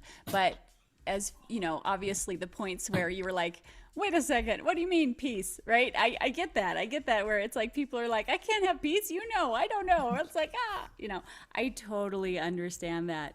But I don't think the intent was malicious at all. I think it was just her being out of the community for long enough that it wasn't something she was seeing as something like that. That's just from knowing her from the videos before. I don't think any part of that was malicious at all. I think it was just her saying to try and move on if you can. But again, the empathy part, it's like, what do you mean? It's like, it's. She said, I got closure. I don't care. Goodbye. I mean, Right, really, right, it was, right. the way she said it was and really, I think, it wasn't, and it's not like I don't like Shannon. I mean, I loved her videos. She was great, the way she put her information out and the way she created, all that. She was great, a part of the community. I know what she went through. She led us into her personal life, and she was a part of this community, and so to come in and I don't know. I'm not on the Facebook things. I don't know how she got drug into this situation. I'm just seeing what's on YouTube and what was presented.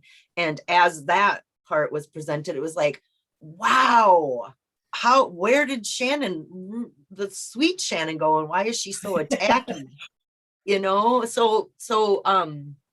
this raises an interesting point to move slightly away from the way in which some viewers thought that she was a little tone deaf, perhaps. And that is that Christy does not, well, it seems like she does not buy the idea that Shannon just decided to post a random post on Facebook and then make a video.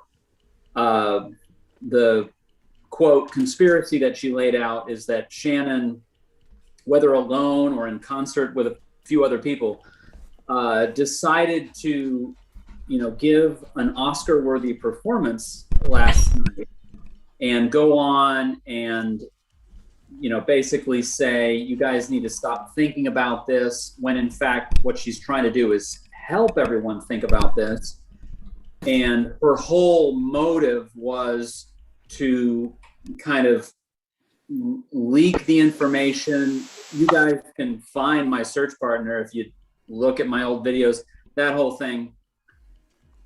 I mean, I don't know, a 45-minute video where your true intention is to somehow further this thing, even though you have clearly moved on. I mean, anyone who followed Shannon's channel and follows it now and gets advice about like rutabaga seeds and the winds coming in from the east and the effect on particular breeds of chickens, I think she's moved on. So I have a hard time with that conspiracy idea that it was all a setup. But Christy mentioned it in the same breath as mentioning the substance of what Shannon had to say. And she brought it up again and again and again, as if to say that it's viable. I think it strains credulity, but that also impinges how we view this information being brought to us, But anyway, I don't know if the infamous partner has any interest in stepping into the light. Clearly, Shannon was saying, you guys need to move on. Let's tamp this thing down. And then less than 24 hours later, somebody takes that and moves the opposite direction, and here we are talking about Slough Creek, right? So what's done is done. I don't know if the infamous partner now wants to step into the light and say, excuse me, I have something to say. That would be helpful. That would certainly, Jack, I don't think Jack is the only one who can come in and confirm this. I think the partner can certainly step forward and confirm or deny some of this. I'm rambling, sorry. And it would be interesting to hear the solve that brought him there, like their interpretation of the poem that actually brought them to Slough Creek or whatever, you know? Yeah. To me, the scariest part is Matt, what you're talking about right now. We got this middle person, and that's the piece that's missing. I mean, K-Pro's the one that got the information from him, but we don't know what if he wanted her to like him better. So he says, oh yeah, you know, I got this and I'm part of the other search people that know the location. I don't know. We are taking all this so serious without really that middle piece being proven. Yeah, I think it's also worth mentioning. I agree with you, Cynthia and Matt, and I think it's also worth mentioning that, you know, I think there's a little confusion. Even if this information is correct, it's not necessarily the correct area, because we know that Jack apparently had maybe swapped a few times. Hey. But I think what it does establish is that if it is correct information, that Jack was, at least in one of his search locations, looking within the bounds of Yellowstone. And so, you know, I think just kind of following that thought process, like, if this is true, then it means that Jack was a believer in Yellowstone being the correct location, and that he had identified Yellowstone as being a place that was close to Forrest's heart. So, you know, I think that there's value here, and this is all obviously all predicated on validating that this is all correct information. But if it is correct information, even if it's not the exact correct spot, I think the you know, the fact that it's within Yellowstone is noteworthy. Right, and then figuring out the parts that take you there. So we're figuring out what this part is, what that is, what's a warm water, what's a look quickly down, what is a, and you go on and on and on. Yes, exactly.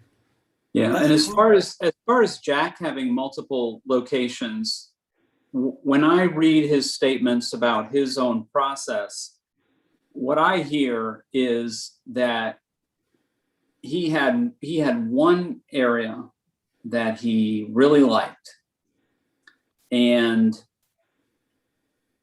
he decided to go on one last date with 2 or 3 others, if only to confirm that he needed to marry the one. And it turns out that the one was right. So Jack didn't have multiple locations and then narrow it down. He had one, and it was an exercise, and it was a way to keep himself from being locked in and putting blinders on. So he did recon a couple or 3 other places, but he really liked the one, and the one turned out to be right. So when we're talking about Jack, you know, sending something to Shannon and saying, this is where I'm looking, and especially when he follows up 2 years later and says, will you not share that? You know, I think whatever he shared with her is the general area, the correct area. Point. That's Otherwise, fair. why would he care? Right. Yep, agreed. And by the way, Jack found this by himself. He wasn't out there with a friend, a partner, anybody, right? He goes That's correct. by himself and does this whole thing. So it leaves us to even a partner would only know so much. I mean, if he had this partner that he was working with, right? Not Jack, Shannon. Ah, okay. So back to Jack. Jack went out there by himself. Do we know that Jack was working with somebody? There was a confirmation that he was? We don't know? It's an unknown. Okay, as far that's as we good. know, he's never indicated anything like that. Correct me if I'm wrong, but I'm pretty sure it is Jack doing it on his own. We're led to believe that he did this on his own. I have a question for most people. Were a lot of you folks drawn to this medium because you just burn out your ring of friends around you who never want to hear another word about this, and so you had to seek out other treasure hunters to talk about, and then you find yourself, now I'm actually talking to a treasure hunter. Now, why am I giving this treasure hunter any kind of valuable information? I'm just putting them to the finish line before me. What am I doing? I mean, it's definitely this crazy little dance of I want to share, but you actually might know something. So, how about this person who knows nothing? I'm going to talk to you. Let me tell you my thoughts about what I have found out in this world, and what's your opinion? I mean, it becomes this really strange little dance that I have found. And that's why I did the videos of catch and release and pancakes with Davio that I never kept up there that would actually maybe help anybody. The catch and release pancakes, breakfast with Davio, the pancakes, that was fun. That was always delightful. I'm making my own breakfast, watching Davio make pancakes. And spilling out crazy ideas. But what if this and what if that? What do you know? Yeah, it's just that. Oh, I have to throw that away. That was good. Yeah, stuff like that. Yeah. So Jack, I think Jack had one place mainly, but whether Shannon's partner had one place or two or three or 18, we don't know. And we don't know if he's of the same mind that he needs to, if maybe he wants this all to go away and he's going to put out a video telling us to move on, or if he's going to say, yeah, I'll talk, but he can answer a lot. He can answer a lot for us. Yeah, didn't he actually give K-Pro the GPS coordinates? Let's hope not. Everybody, That's a dirty word now, Cynthia. it's a joke. It's a good joke. Not funny. Not funny. Not funny. So I did just realize, like I'm trying to get to my YouTube channel here. When Susie was like, "Don't tease us about the bracelet," I assume everybody knows I'm clueless, right? And I don't, and that I don't. I like the chance that I would have Forrest Fenn's bracelet should be so obscenely wrong that I just assume people would be like, it's so funny. So I do apologize that would ever have been misconstrued as me actually having Forrest Fenn's bracelet.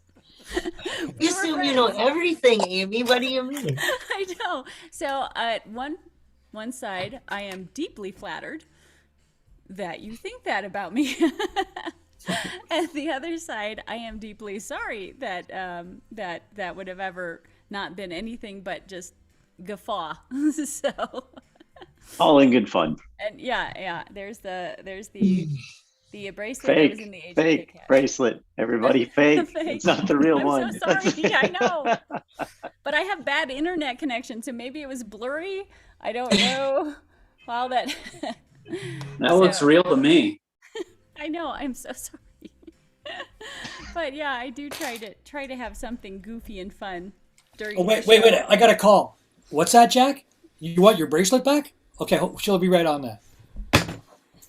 Yeah. Like I'm getting calls from Jack.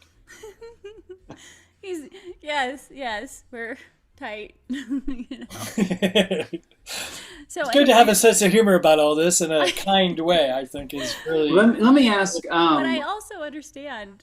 Sorry, I'll say this real quick. I also understand that when you don't know information, that you don't know, and you think, "What if?" Right? So I get that as well. So I will temper my shtick. I will temper what I do as far as being funny, as to make sure the community doesn't actually think something. That is definitely not my intent. I know nothing. So anyway, go ahead, Matt.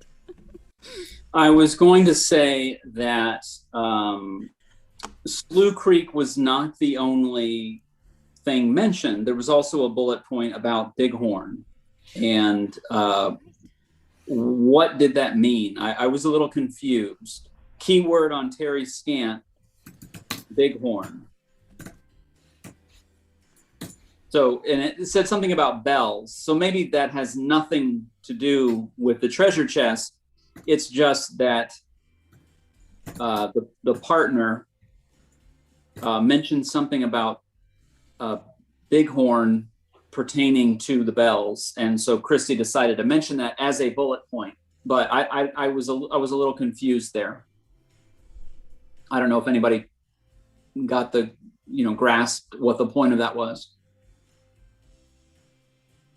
I guess not. Okay, moving on. I don't know.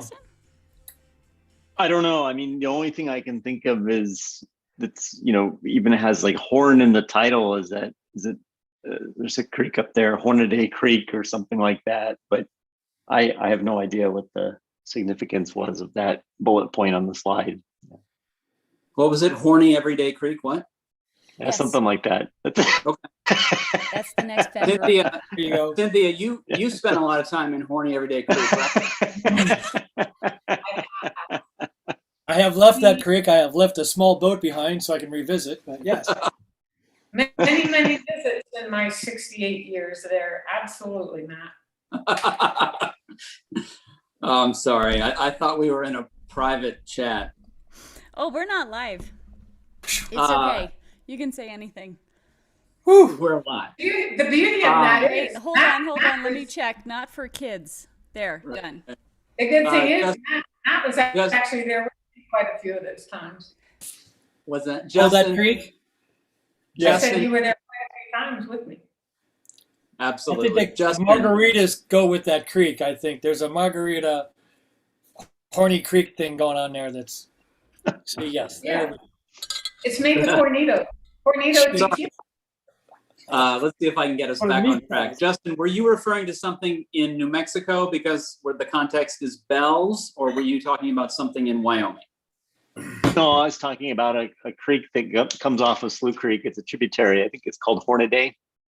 Oh, because So the parenthetical comment on Christie's PowerPoint slide said something about bells, and so I didn't know if Christie's the partner.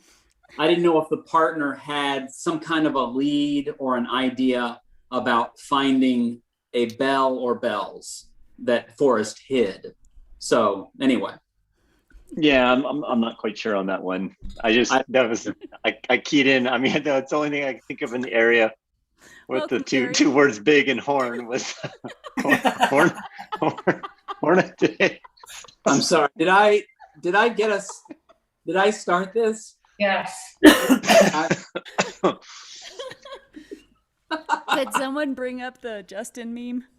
Or the oh man, or the hear me, I'll listen good. There's Elk Tongue Creek, if you're listening to the time. Okay, I'm done now. That's good. Hey, Gary, how you doing? Hi, Gary. You came in at a most auspicious point. Can I? Can y'all hear me? Yeah. Oh, okay. I was having trouble connecting. Sorry about that.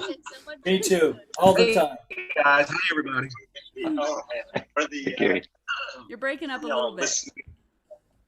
Creek, if you're listening to the time. Oh, you gotta mute the YouTube feed, or it'll be this cycle of hell. We're hearing us laugh again, which isn't bad, but Yeah, that was Okay, good. okay, I'll okay. take it. All right. I'm not used to doing this. Hold on a second. Here we go. Hey, look, he's at Slough Creek. It's right behind him. There it That's is. right. Well, I mentioned earlier the Hemingway connection. I just wanted to come on real quick and explain that. Can y'all hear me now too? Yeah. Yeah. Making sure I'm good. Okay. Well, I just happened to be reading this book. Let's see if we can get it on here. Can you see it? Ernest Ernest Hemingway. Hemingway, in the Yellowstone High Country. And Hemingway spent a lot of time in Cook City, where he wrote a lot of his more famous books. And he did a lot of hunting and fishing, and Slough Creek is probably one of the areas that has a Fenn connection with Hemingway. And one of his most famous books was For Whom the Bell Tones. And with Forrest Fenn connection, all the bells that he made and hid and all that kind of stuff. But anyway, also there was an Osborne Russell connection. Osborne Russell spent several days on Slough Creek trapping beaver. So it's possible, you know, going down those rabbit holes and all that confirmation bias stuff, you know what I'm saying? So I was listening to you guys talk and I was like, wow, Ernest Hemingway's been there. The Bell connection, the Osborne Russell connection, you know, could have possibilities. So Osborne Russell was on Slough Creek. Yeah, Osborne Russell. I did a lot of studying about Osborne Russell, and in a meeting, Cynthia and I had lunch with him after Fenbury one time, and he told me that he dented your truck. Boom! It's yeah, like Superman. He fell and just wham. I still have that daily reminder. I still see that dent. It's still on my truck. So those of you, real quick in the chat, who are unfamiliar, at a Fenbury that Gary was at, Forrest was coming up in a situation that was a bit steep and a little bit slippery. It was like right after, I believe, a thunderstorm. We just like ran through the area, kind of insane. I don't know if I have that right or not, but anyway, he's coming up from his car and he got out of his car and he kind of just spun around. I didn't even see it happen. And then later everybody told me, you know, Forrest dented your truck. And I was like, oh my God. And this is the crazy part. Forrest slips, slams his hand into the truck to brace himself. Shoulder. Oh, it was his shoulder? If you look in one of the videos when we're sitting on the wall, Cynthia, you could see him doing this with his shoulder. Dang. The entire time he's talking. And I was like, I think he might have hurt his shoulder, you know. But anyway, Cynthia was gracious enough to, oh yeah, he put a shoulder-sized dent in the truck. Yeah. But so anyway, Superman. It was very impressive. Cynthia was gracious enough to email him and said, hey, you owe this guy lunch. And so we ended up going to lunch, which was cool. A great experience for me. Thank you, Cynthia. But anyway, yeah, I was just reading the Ernest Hemingway thing and this, I just got the book this week and just all the connections to that area. You know, Cook Creek is right up the road from there. Cynthia, you've been through Cook Creek probably. And Cook City. But a bunch of other new rabbit holes to go down, you know, with all the confirmation bias that goes on. Excellent. Love the bunny holes. Wave Seeker in chat says, are you still game for a Chase conference one day where we all have presentations? I didn't know I was ever game for it, but it sounds interesting. Wave Seeker, let me know if I had actually talked about that. I don't remember that, but I could see where that would be helpful. Little Engine That Could says, Amy Seeks, are you going to Fenbury? Yes, I think I am most definitely going to Fenbury. Everyone in chat, or everyone let us know. And raise your hand if you're going to Fenbury. Susie's maybe. And we're going to drag Davio out. We're just going to have to go get him. I might be. I reserved a campsite. Yeah, Susie's got a campsite. Right, I heard that. You've got a campsite, but you're not a camper. I know. I'm not. I think I could be. In my mind, I'm like, yeah. In theory, first time for everything. I've been camping before, but years ago, and to think that now I'm old, I don't know if I can get off the ground. I mean, that's you just need a cot. We just have to have a cot, and you'll be okay. That way, you're not on the ground, and it's easier to get up and have that morning. You know, yeah. Susie, you should bring Jack. He can be your mattress. Aren't you his mistress? He's welcome in my tent any night. Wow. How about there that? you go, Jack. You're in. That's the breaking news of the day right there. No, it's not. She talked about it on the last YouTube. Susie's the shoot. Susie's the one that leaked it. I told you not to tell anyone. Once again, I must have to say thank you. Anytime I get to see Susie, I always thank her for being so brave and doing these. She was reading online. She was reading. A dyslexic woman is reading the book on a camera in front of who knows how many people.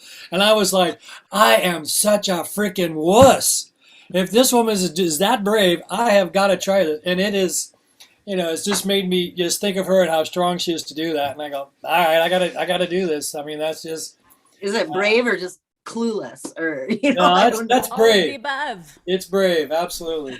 Brave and clueless. They gotta go together. Whatever. Let's see what happens. That's how I roll. It really is. No, it's a beautiful thing. As I've told this story many, many, many, many, many times before, Susie is the voice I heard first the day after it was found, because I had been, I would catch up on things at the end of the day with YouTube or whatever, but all of a sudden, Susie's face was on YouTube. And I thought, wow, well, that's interesting. And all she's saying is, I'm so excited. I can't wait. I'm just so excited. I can't wait. And yeah, because I thought we were going to get to know this all, but I still didn't know what you were talking about. I'm like, what's she so excited about? Finally. Then I scroll down, right? I scroll down and I'm like, son of a bitch. Well, I almost fainted. There's a lot of stages of grief involved in this. Yes. Yes. And I know that some people threw stuff out, right? And I boxed it up. That was mine. I was crying and screaming and yelling and crying, and I boxed everything up. So we all had that different ways of coping with that moment. But yeah, Susie is the face I saw, and I'm like, wow, she's showing her face. Oh my goodness, I wonder why. And then I watched the video and I still don't know why, but she's very excited about something. I can't wait. I just can't wait, And then of course we all knew it was a downer, right? I can't wait, but nothing. I was like, oh. Wah, wah. And here we are, how many months later? Yeah. Too many. And we actually have a potential search area.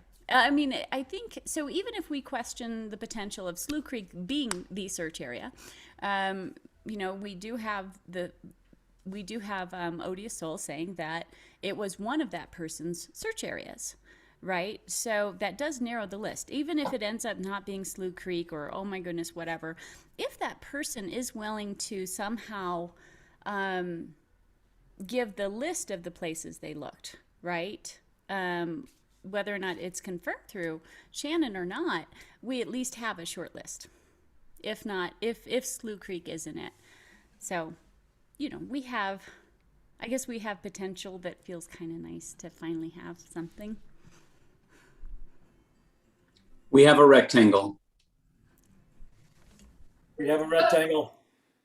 So can we ask Gary? So Gary, you've heard, Hey. you've searched, a lot of stuff up in Wyoming, Montana.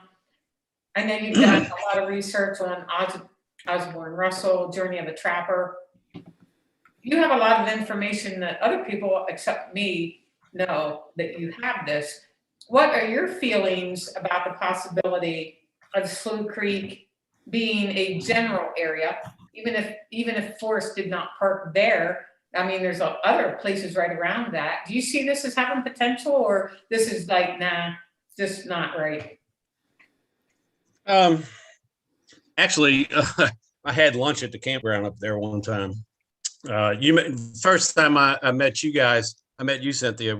Vic was with me, and we actually drove up there and had lunch. But I didn't know it was a potential search area. But it does look good. I mean, and just the listening today with this and on listening to you guys today and reading the book, and then all these connections, the confirmation bias comes up, and I'm just like, well, it could be a possibility, it's got potential, but I wouldn't go out on a limb and say, yeah, this is it.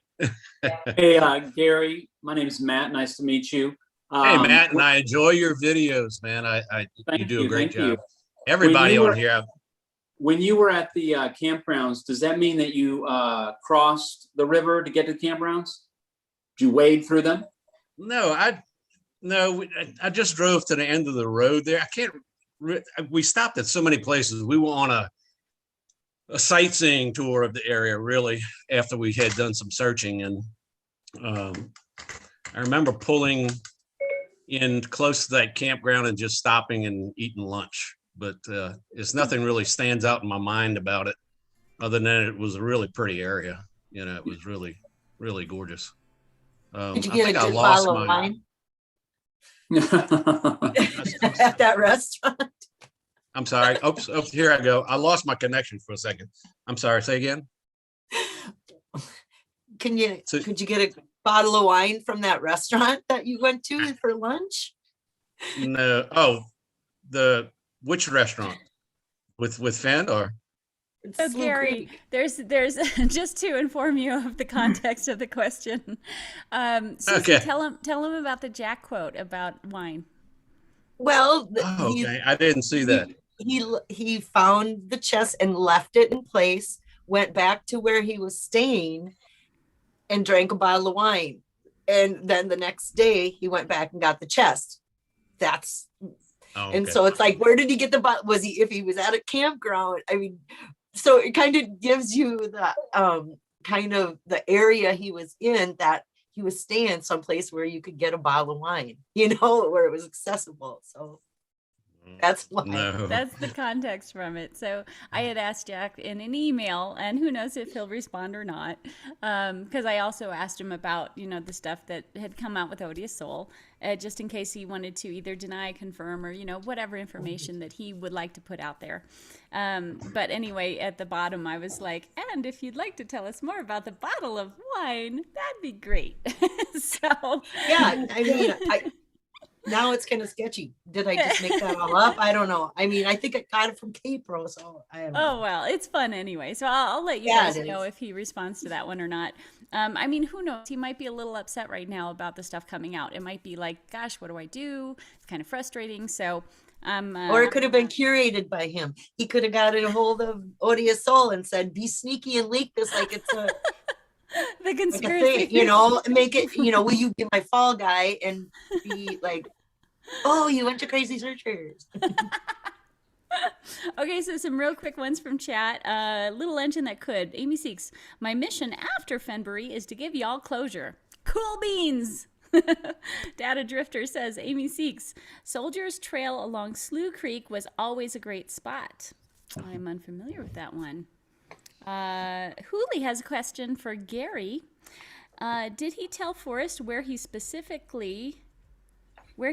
was specifically, and if so, what year? Say again. I'm sorry. So this is from Hooley. Did you tell Forrest where you were specifically, and if so, what year? Yeah. When we were, what was February 2019, Cynthia, when we were there?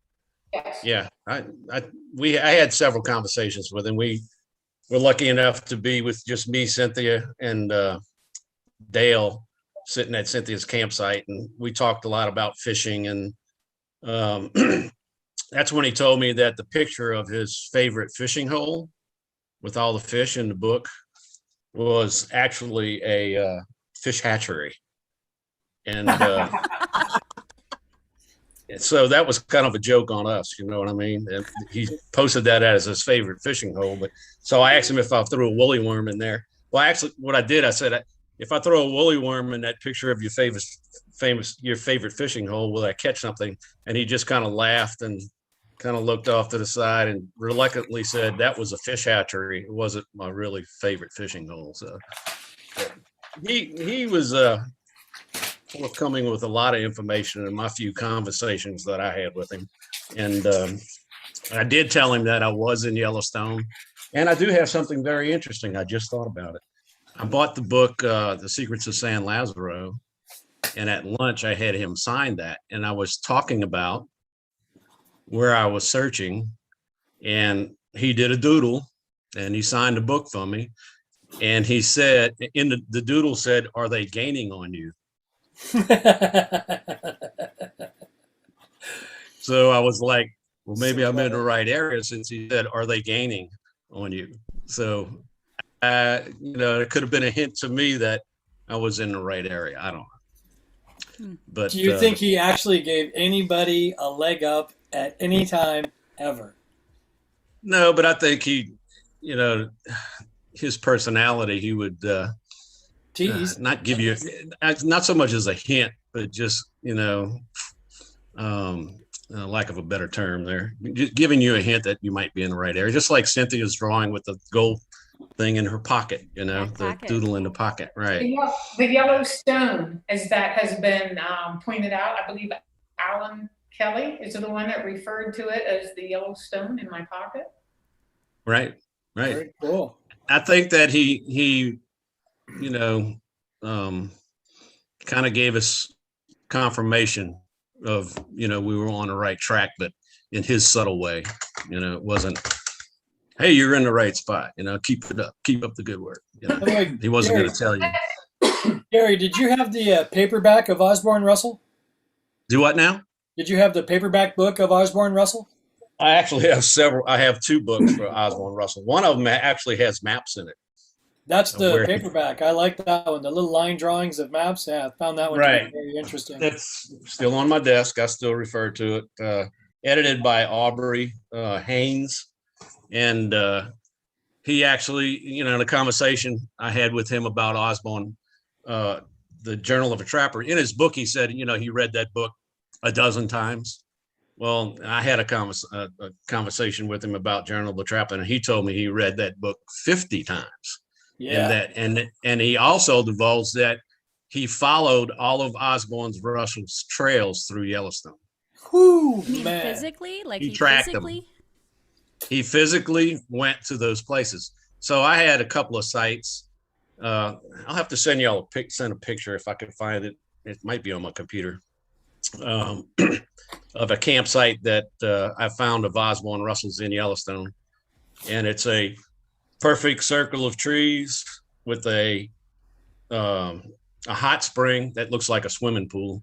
I mean, it's just absolutely gorgeous. I was so convinced that was it, and I went there a couple of times, but no luck. Now it could be the spot. I don't know. We don't know yet, So that's in the because Slough Creek I area? couldn't find a blaze, so I mean, it took Jack 25 times to find a blaze. So, I could have been in the right spot. I don't know. What do you call it when I all the can't trappers got together and then the city guys would come and collect all their skins? That was known as not a roundup, but it was known as a particular. Oh,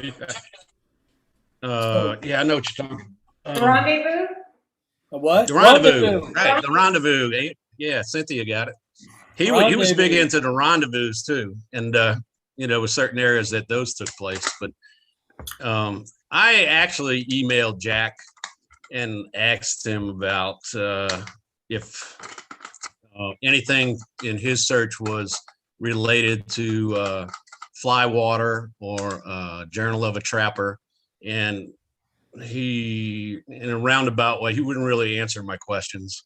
So that's kind of a confirmation to me that maybe it was, you know what I'm saying? But I think with the way he put it was that it didn't come into play for him. So Oh, he okay. didn't use those Specifically. books. So I don't know. Got it. There's a real quick one from Data Drifter, which, correct me if I'm wrong, that's the moniker for Minotaur Moreno? So let me know if I have that right, if I remember. But Data Drifter says, fording Slough Creek at Buffalo Creek, going up Soldiers Trail works perfectly. Minotaur, is that one of the places you searched, or are you matching things up at this point, trying to see how much validity this Slough Creek area holds for the poem? Go ahead and let me know. Oh, Wave Seeker. I'd like to know, does this follow the clues in the poem? I mean, where's warm water salt? What is put in below the home of brown? You have Buffalo in that area. What is it? Buffalo Creek or Buffalo Plateau is right Well, there. Justin and Cynthia, I know you guys are kind of in this group, as far as boots on the ground is concerned, kicking ass and taking names. So as far as it matching up with the poem, where are you guys at? Want to go first, Cynthia? No, I'm waiting for that 44 point blah, blah, blah latitude and that 110 blah, blah, blah longitude. You know what, Gary? I just don't know yet. I mean, we just got this information, yesterday, late last night, and then today. I haven't had enough time to look at it. Well, I definitely From don't. my perspective, I think that, there's, like Matt mentioned, if you put a pin on the map, you can make it work, and that's where that cognitive bias comes into play and the inferences that your mind makes. And it's easy to do that in retrospect. But I think that there were enough searchers that had looked in the Slough Creek area on their own volition. They had come to that spot by following the clues. So I think it's reasonable in that sense because there were people searching there. Yeah. And Gary, so when I first heard the general area, which isn't necessarily where Forrest even parked, but the possibility of Slough Creek, the fact that I had been there and I had been in the forest with those boulders, and when I was there in 2018, I thought, and I looked out, it's like, this is absolutely a place where Forrest may have hidden it. And then it was like, I was overwhelmed because it's like, now I have to find a blaze. And even if this isn't the area, but it's similar to where Jack did find the blaze and the treasure, I can see where you have to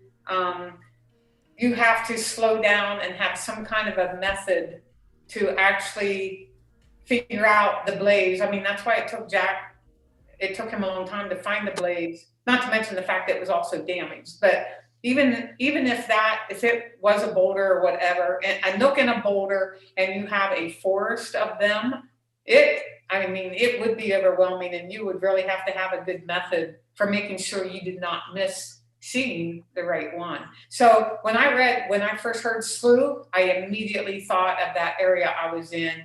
And that's what it's like, I was doing cartwheels when I heard that, because it's like, oh my God, this fit what I have seen. Whether or not it's right, we don't know. Will you do at least one cartwheel for us right now? I can't. I don't have pants on.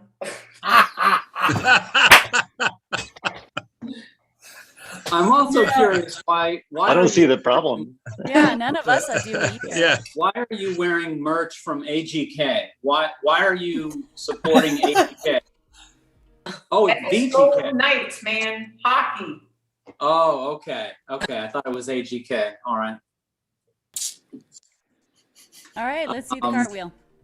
Yeah, no cartwheels. February, maybe. It is interesting There that Jack certainly has an emphasis on, the way into this poem, the way into this solve is by understanding Forrest. And he has such an elegant way of saying that in his confirmation bias video, where he says that it's a problem of empathy. Is that what he said? A problem of empathy? And so yeah, when you think about Forrest and you think about his passions, you think about collecting, obviously, and specifically his interest in Native American and Southwest art and how that. You think about fishing, fly fishing. So with Slough Creek, I was thinking, oh, well, this is definitely in the fishing category. And then Gary, you come along with this information about Russell, and you think, well, maybe it skews toward that, which is interesting. I've never really thought that we needed to find a place that checked all the boxes, that was like some kind of Venn diagram where everything happened in one place. It's got fishing, it's got artifacts, and he fell in love in this spot, and whatever, he had a sweet encounter with, May have lost but something. it is something to think about. I don't know. I always thought, when I heard Slough Creek, I thought, oh, it's going to be fly fishing. Great. It's going to be fly water. We're going down that track.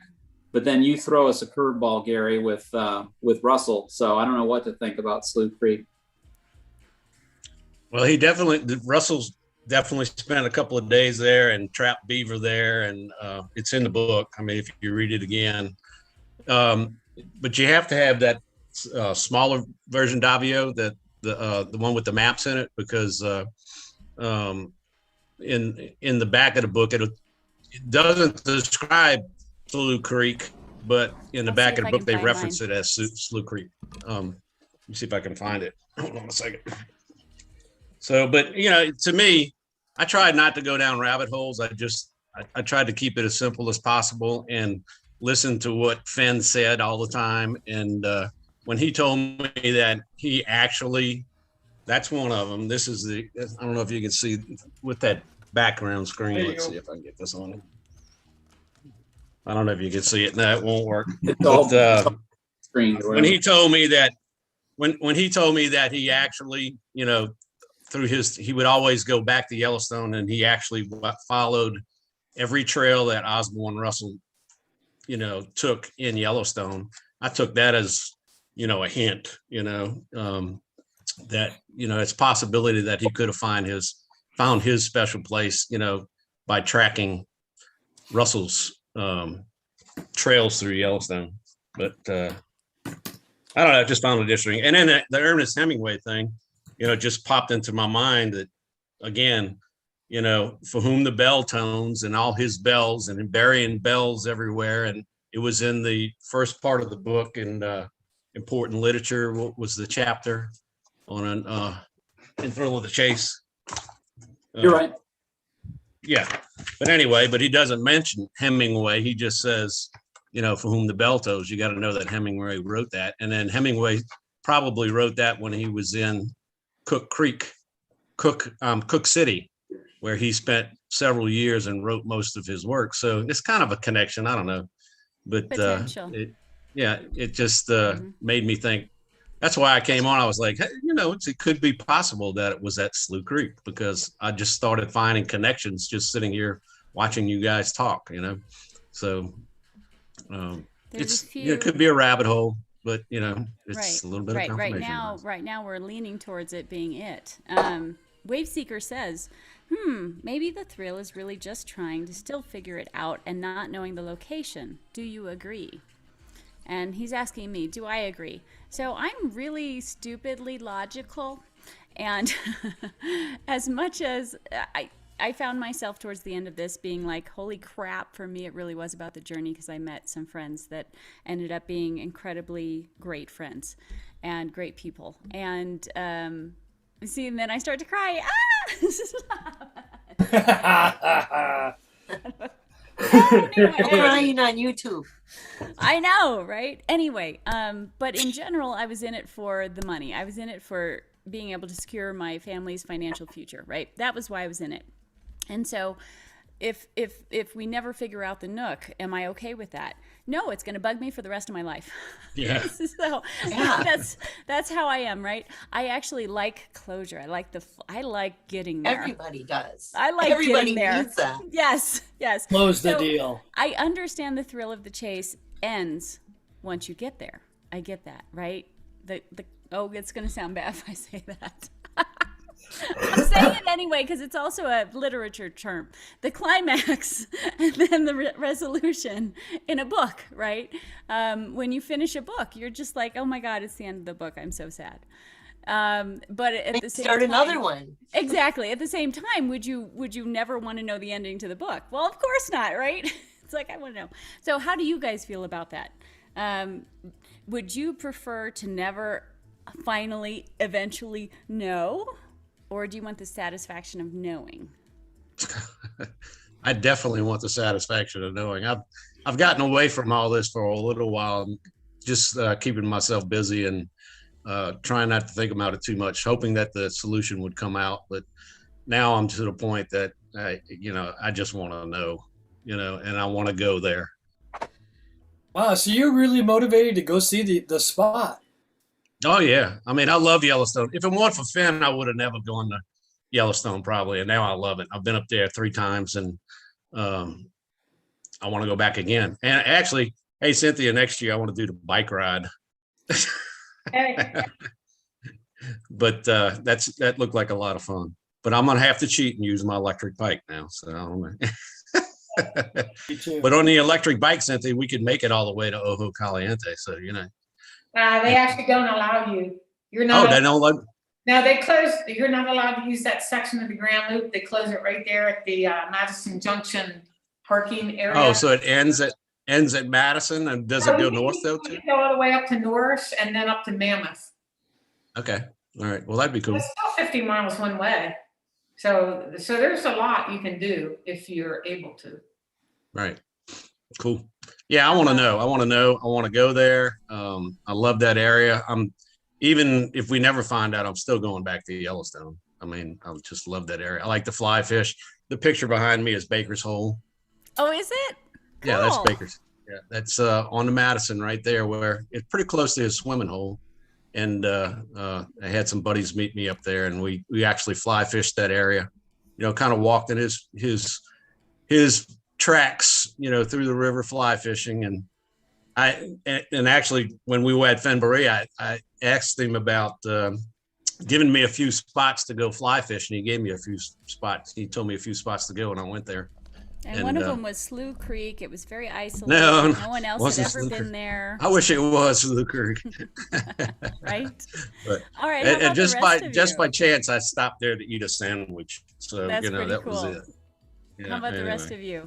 Did you want it to never end, or do you want the resolution? I want to know. Yeah. It's human nature to need to know or to want to know. I don't think that can be shut off, can it? Yeah. I mean, definitely. I don't think anybody wanted it to end in the sense that, no. It was an experience, a positive experience for so many people. But given that, the monetary driving factor is gone, like I don't know anybody who would just say, I don't ever want to know.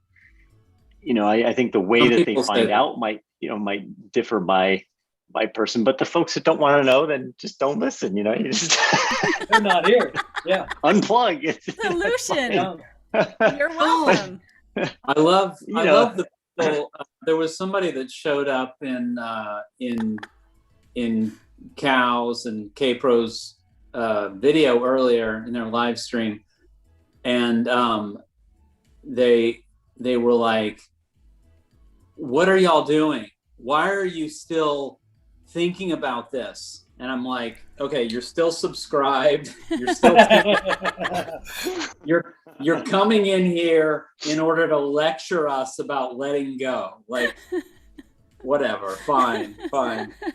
The lack of self-awareness there was a little profound. So what was the question? Whether or not we like climax? What was the question? Something about release. I don't know. You have to get to the top. It's a rock climber thing. You want to get to the top. You want to make it to the top. You have to have that. It's just that satisfaction. I understood the question, Amy. I think you really did understand that question. Okay, Cynthia, you're the last one. Do you want? Cynthia doesn't want to know where it is. She does not want to go there. What is the chase-related question? Are you happy? Would you? I'm sorry. So, Cynthia, I can ask you. Yeah, I want to know, what does the V stand for, basically? Steady. What? She's wearing it. It stands for Vegas. Context, Matt. Context. Amy, Cynthia, Amy wants to know if you find it Amy, why don't you take this? I'm gonna try to Matt, power through. Matt, come on, Matt. Just power through. Power through, Beth. Come on. Power through. Power through. Power through. Remember, Get those reserves power kicked through. in. Come on. And All someone needs to get that meme up on the screen. Amy Word. would like to know if you need to climax or if you're okay with just the journey. If the journey is its own reward, or if you need to get to the climax, and if you feel the need for multiple climaxes. For release, you know. Again, Amy, this is not for children. Amy, I'm just trying to paraphrase you as accurately as possible. Yes. When I go boots on the ground, I try to go multiple times. And sometimes the area changes. Indeed. Preferences change. You never know. You know, I have to say, Is my face like really, really red now? Or is it just my life? we needed the laugh. Amy's sure is much better than yours. But it's very good. So, News involved. so ultimately, I want to know where Forrest Fenn's special place was. And There it you go. seems to me, this is what almost everybody is saying. That's closure. That's not really closure. That just is something that's very, very sentimental, emotional, whatever, to each searcher with whatever relationship they had with Forrest. I think there are many, many people that want that. That way they can go there. If they want to go there, they know they have the right place. Along with that, wouldn't it be nice if we did have the solution to the poem? But if you have the special place, it still seems to me you can reverse engineer the poem. But that is secondary to me. Primary to me is knowing his special place. So do you think the special place is part of how the world would know it was found, or do you think that was something that was in the chest? Because we were existing for a long time, expecting Mr. Fenn to pass away, and then there would be something in the box that would bring to light that it was found. Because you could find the box and never tell anybody you found it. That was one option you had. And then the second one is that there was something about it that would then bring to light that it had been found. I always thought it was the nickel that's worth a couple of $1 million. So I thought, do you think the special place is beyond where I lost my virginity and more like where Forrest was trying to show the world this is relevant and you need to know about it? Well, Jack sort of answered that in one of his Q&As. Jack talked about Forrest had these really strange or odd relationships to things he saw from his plane. One was the waterfall, and then he finally went there, and it was the French soldier's grave. The other one was Forrest covering Philadelphia with his thumb. Jack talks about these being two things that none of us can understand, and that he had these odd connections to those particular places, are what Jack used. I believe Jack's answer was, he believes this place had something similar with Forrest, some kind of a connection that most of us aren't going to get it, but Forrest had a connection. And right. Forrest had a connection, right? So if Jack doesn't, I believe Jack knows this because I think he discussed it with Forrest. So Jack knows what it is. If Jack never comes forward, we may not ever know what that was. But he also said something to the effect of, I don't know how you could figure out this place without at least understanding a part of what made it special to him. So he said that, and he said that there was still a little bit of a mystery as to why. Like, even after meeting Forrest and talking with him, there was still something that was left that was just private for Forrest and no one would know. But that part about, I don't know how anyone could find the spot without at least having some understanding of why it was special to him, that emotional connection. that kind of teases you and makes you think, okay, I need to start working on this. Interesting. Yeah, I would think there is something very, very significant about that location in many ways. And I think it's something around 1946 when he's 16, 15, around that time doing logging is when I think he found it. From watching videos for what you were talking about in your video about the what is it called, the soldier, he was on it as far as the forest. Oh, it's called the Tree Army. Tree Army, thank you. I'm which like, is part it's of something. The depression in that time, yeah. Right. Now, real quick, Data Drifter says Amy Seeks. And it was one of the 3 spots F told Matt and Cynthia to visit. Is that true? I don't know about that. Let me say something about that. So I got back from the finale, and it was an amazing time for many different reasons. And it was also a very emotional week because Forrest had died, right after the finale. And so, I had made these videos before, and I didn't know exactly what to do, but I wanted to make something. So I wanted to make this video, and I had all this idea for music, and I published the thing, and it immediately, all these red flags go off because the music is all, illegal and all this stuff. And I was like, of course. And actually what happened was that I was having trouble with the software I was using. And I found this workaround where I was able to record my soundtrack completely separate from my video and then overlay it. And if you've ever made a video, you have to know that that's virtually impossible. So I'd worked on this for a very long time, and I published it, and I really liked it. But it immediately was like, you're going to go to jail. And so I took it down, but people were able to click on it and watch it.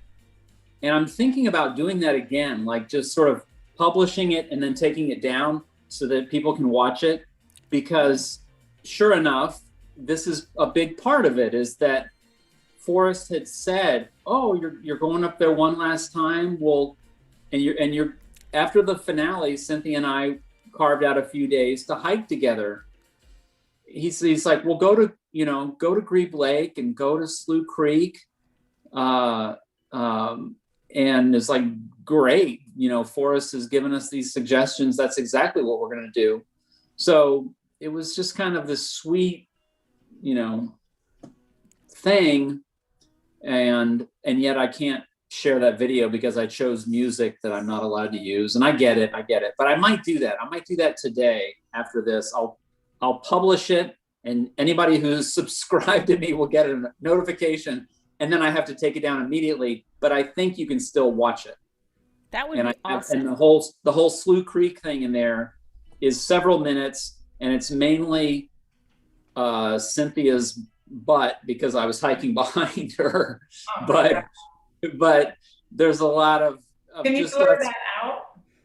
Of us just hiking along and enjoying these beautiful trails and this wonderful time. And it's just bittersweet. We hiked to Grebe Lake, and that was the day Forrest died, but we didn't know it.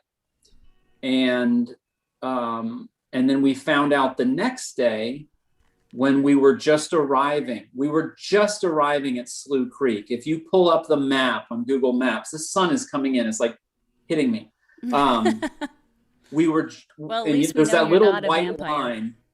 There's that little white line of the drive to the parking lot, and that's where we found out, and we pulled over, and it was just so devastating. It was just so unbelievable that Forrest was gone. We were just so floored, and we were like, timing was incredible. We were about to hike where he had told us to go at Slough Creek.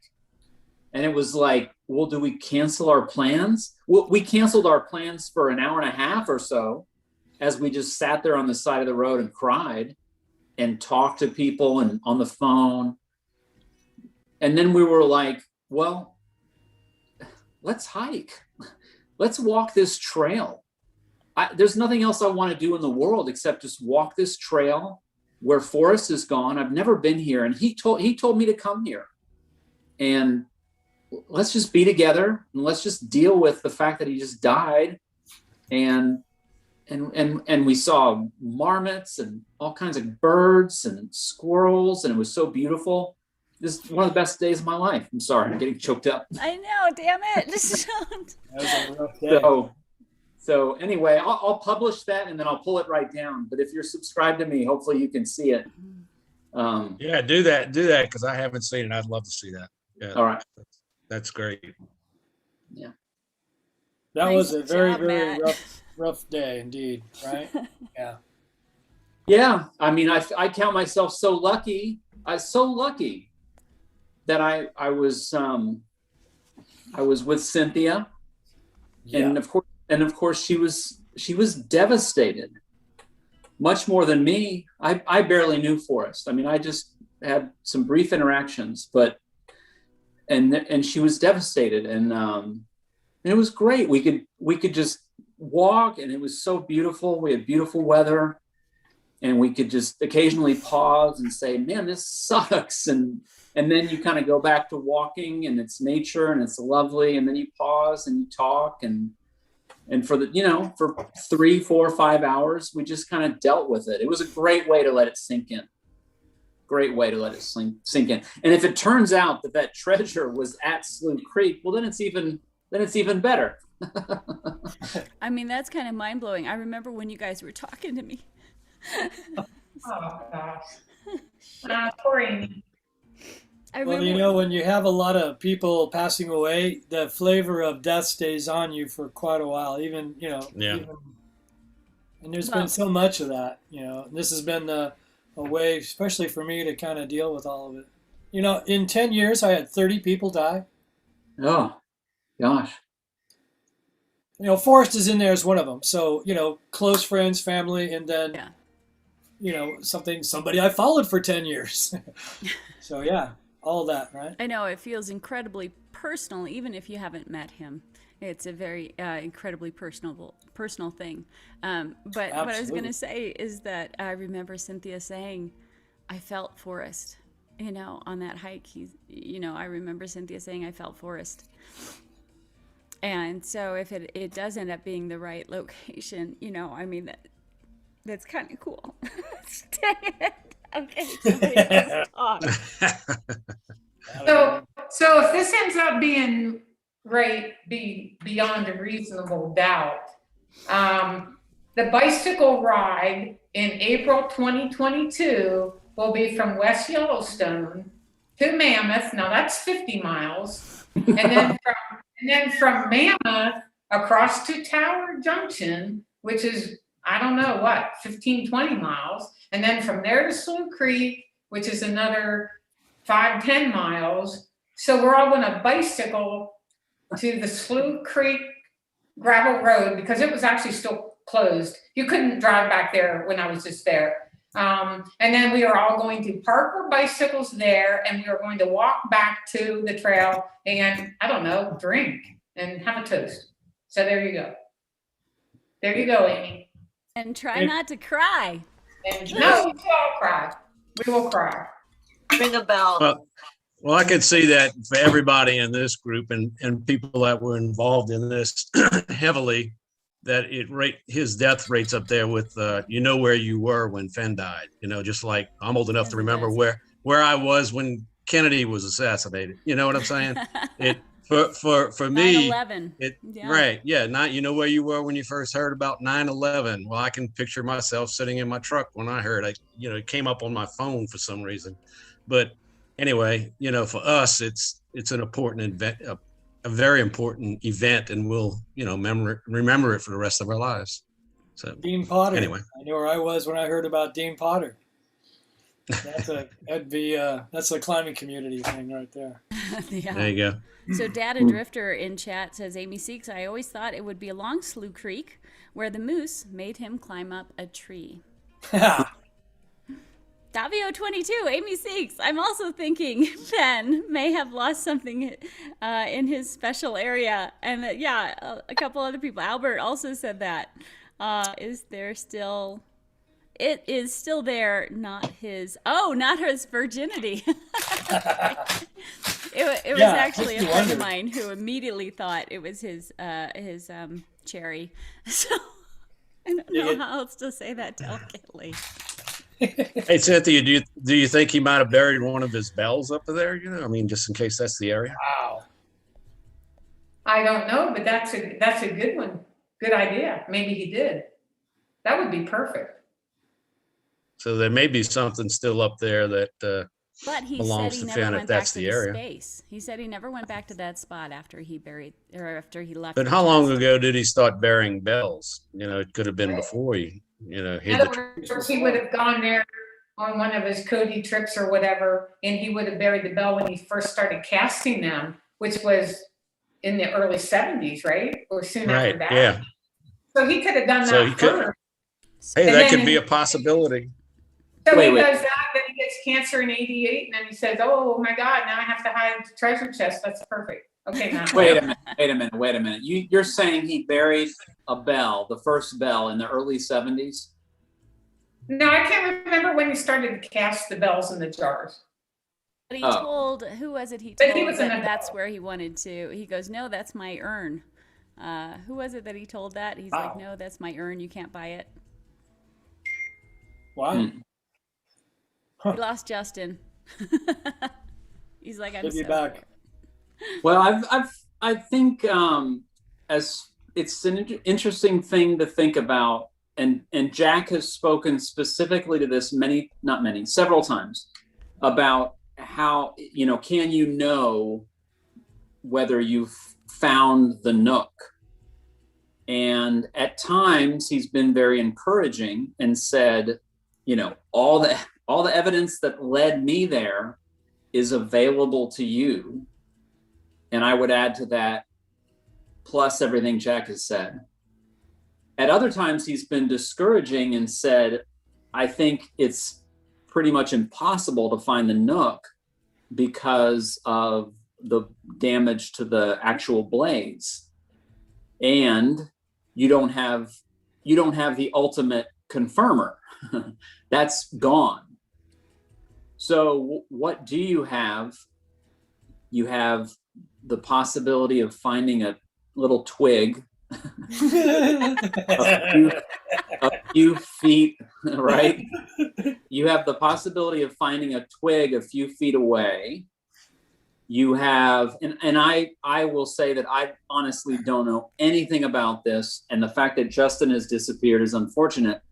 This idea that there might be residual metallic content in the soil, Yes. I have no idea. I cannot speak to that. Yes. I don't know.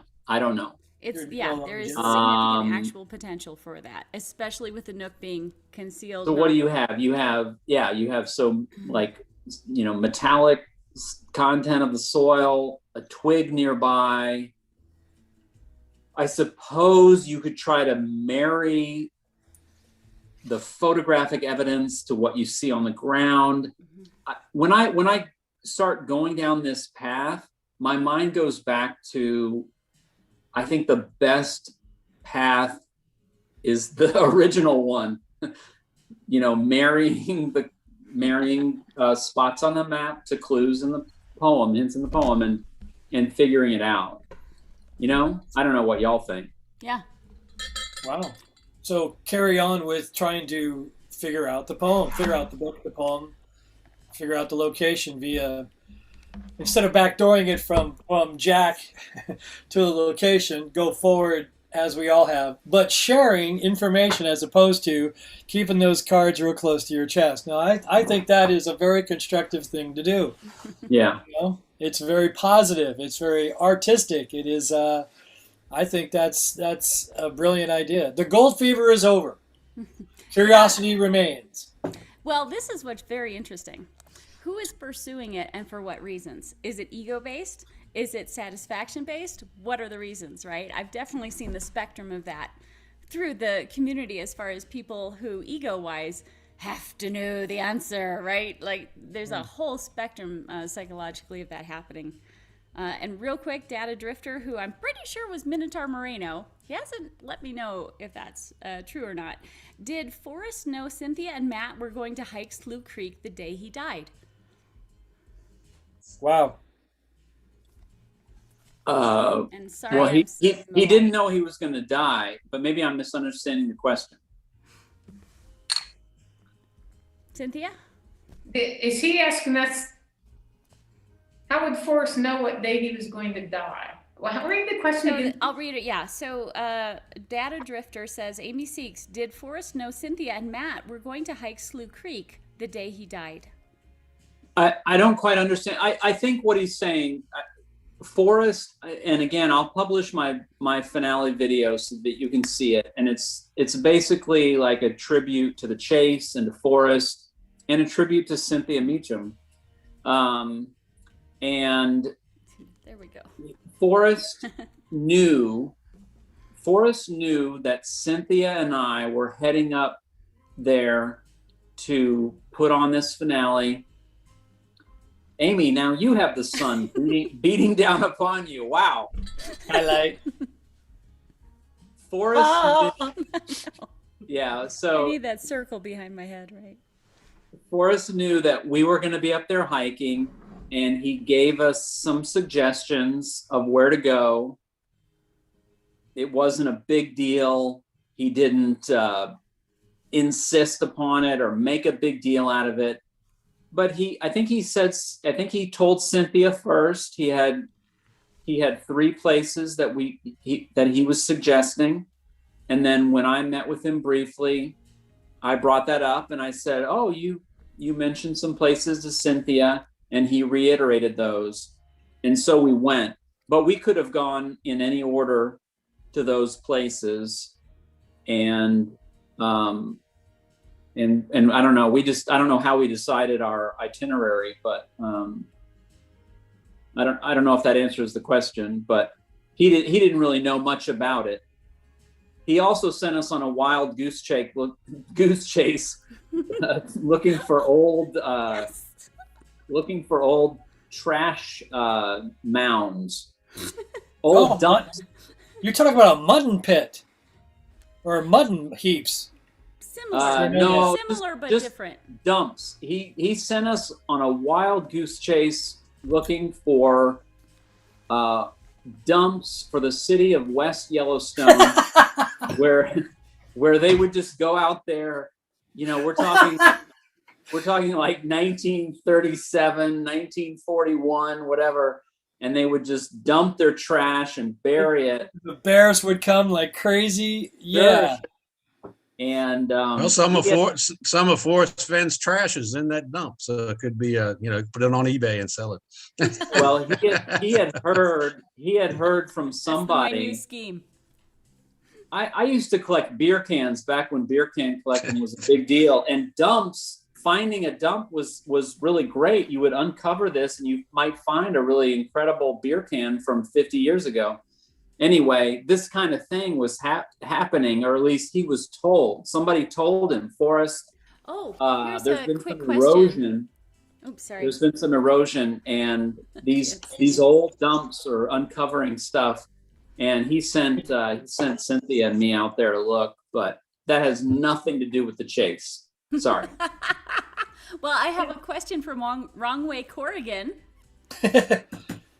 She would like to know, I'm sorry, I'm trying to stay in the shadow, but it's just so bright. You are, wow. Jeez. I'm at 8,000 feet and it's a blue sky day, so there you go. Hold on, let me get back to it again. She asks, when or what day did he suggest those places to go for Cynthia and Matt? It was like a couple weeks. For me, it would have been August 28th. So it was not, he didn't know. And also, let me just make your viewers understand, especially the person that had the question, Matt and I were actually walking back to Grebe Lake. Matt and I actually spent our day at Grebe Lake on Monday, the day Forrest actually died. We did not, the community did not know Forrest had passed away until the following day. And it was Tuesday when we were actually hiking back along Slough. Yeah. Yeah. So Cynthia met with Forrest and was just chatting with him. And I don't know exactly how it happened, but he had some suggestions. I think, honestly, Cynthia, I think he said, because he knew that you had been up there, 2 or 3 dozen times, I was going up there for my second time. And I think he said, you should take Matt too. And he listed off a few places. Cool. Sunlight Basin, Grebe Lake, and Slough Creek. And so you, being the person that remembers everything, you remembered that, and you told me, and I thought, how cool is that?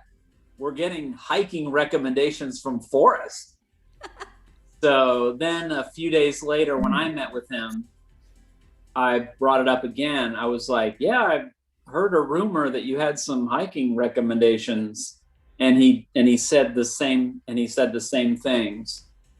And it was great. I mean, the northeast quadrant of the park up there is just some of the most beautiful country in the world. I can't imagine. It's just so amazing.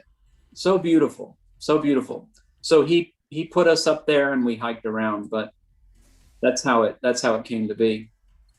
That's pretty darn cool. I mean, at that point, obviously he knew the search area. I mean, he knows that, right? And so he might have just been like, I want you guys to see it. I'm not going to tell you anything else, but I want you guys to see the area. Right. It's already been found, so I'm not giving anything away. Yeah. I'm disguising it with these other recommendations, and you're probably going to take the trail, which I didn't take. so well, that is the question. I've thought about that too. I thought if assuming that this is the right spot, he wasn't really pointing us to it, but he kind of was. So that's kind of cool. Well, he wasn't pointing you to the nook, right? But he was pointing you to the area that was special to him, right? Yeah. That's pretty huge. Okay, so obviously I've decided to stop doing this whole 18-hour run. And I'm about to poof into a thing of smoke. Sunburn for sure. We found the blaze right there. Wow, the blaze, yes. I don't know what else to do. Amy here. was the blaze. The whole time. I have been wise. I don't know what else to do. Hi. There you go. So for the next 6 hours.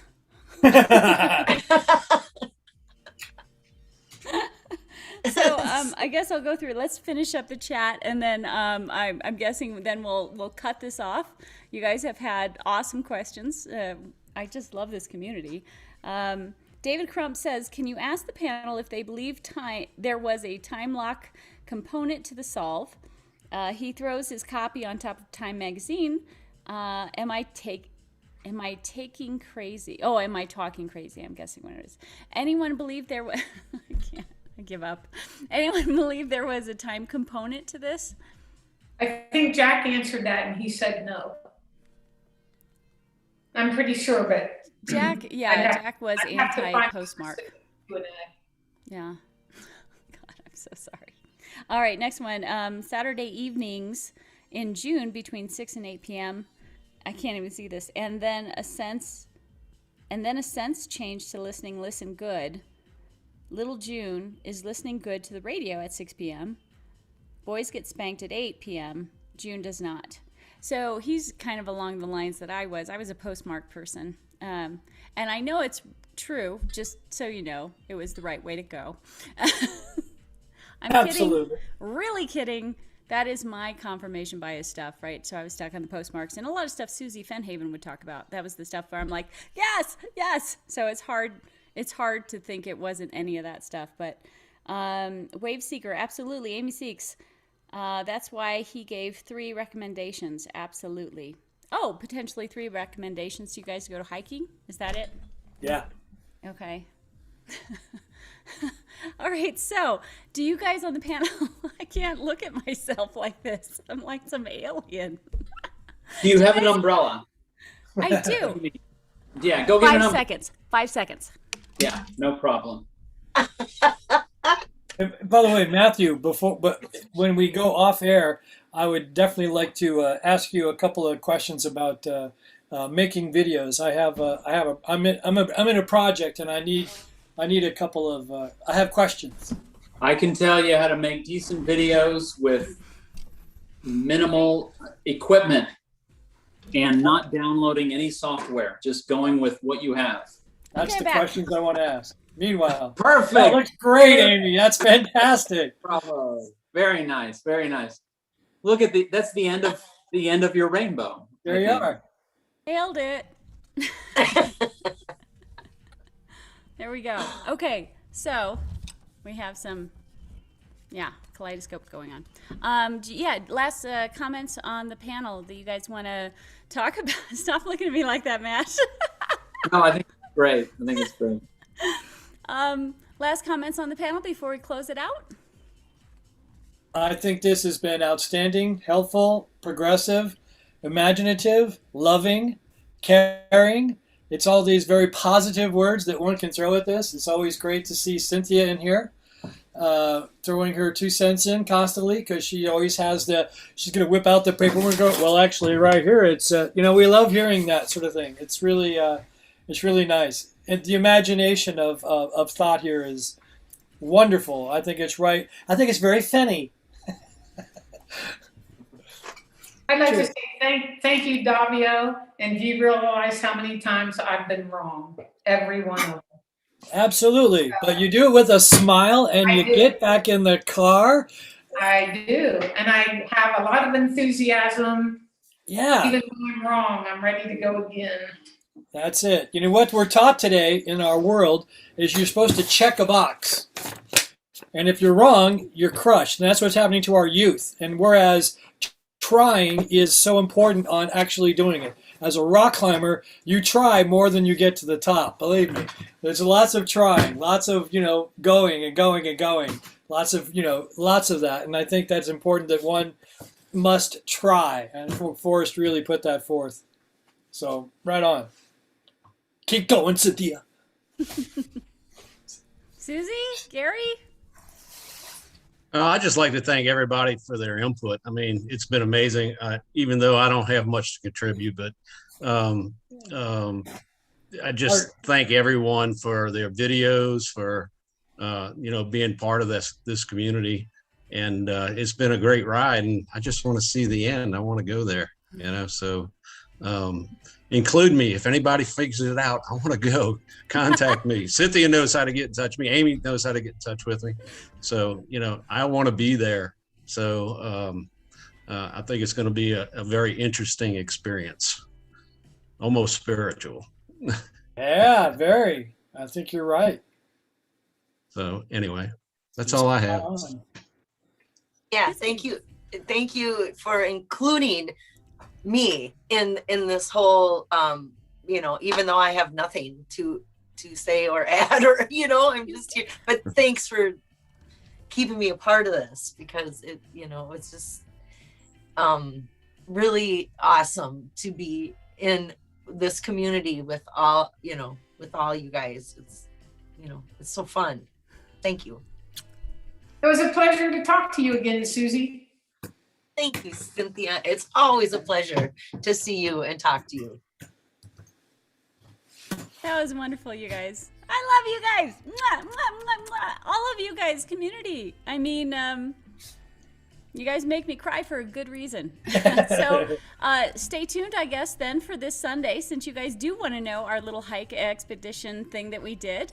Yes. I guess tomorrow we'll pop on and tell you a little bit about what our hike was. We did question, like, do people still even want to know? So I guess tomorrow, tomorrow I think we had Sunday, tomorrow, 2 or 3 p.m., I think is what we were talking about doing. So even though we're kind of zoomed out, I'm sure at this point, we'll pop on and we'll say, hey, this is what we did. Here's the stuff. And that way you guys can all ask questions.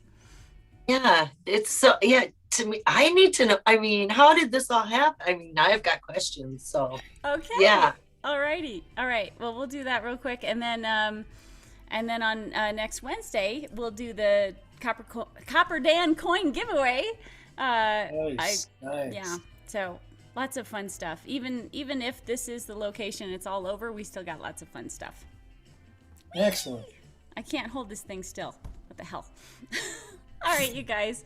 I'm going to go ahead and end the actual stream, and then we'll sign off on YouTube after that. All right. Thank you very much. Okay. I love you guys. Seriously.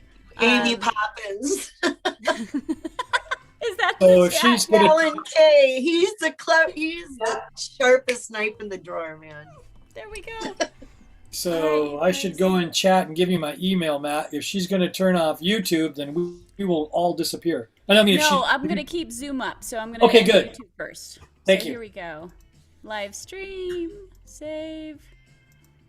Oh, why is it not letting me do this? Okay, I I might have to have stop end Zoom YouTube first. No, you're right. I might have to end Zoom first. YouTube is not letting me do it Yeah, well, correctly. Zoom? No kidding. Okay. Yeah. Okay, guys. See ya. Stuff. All right. Yeah. Goodbye, everybody. I'll end Zoom right now. I love you guys. Mwah!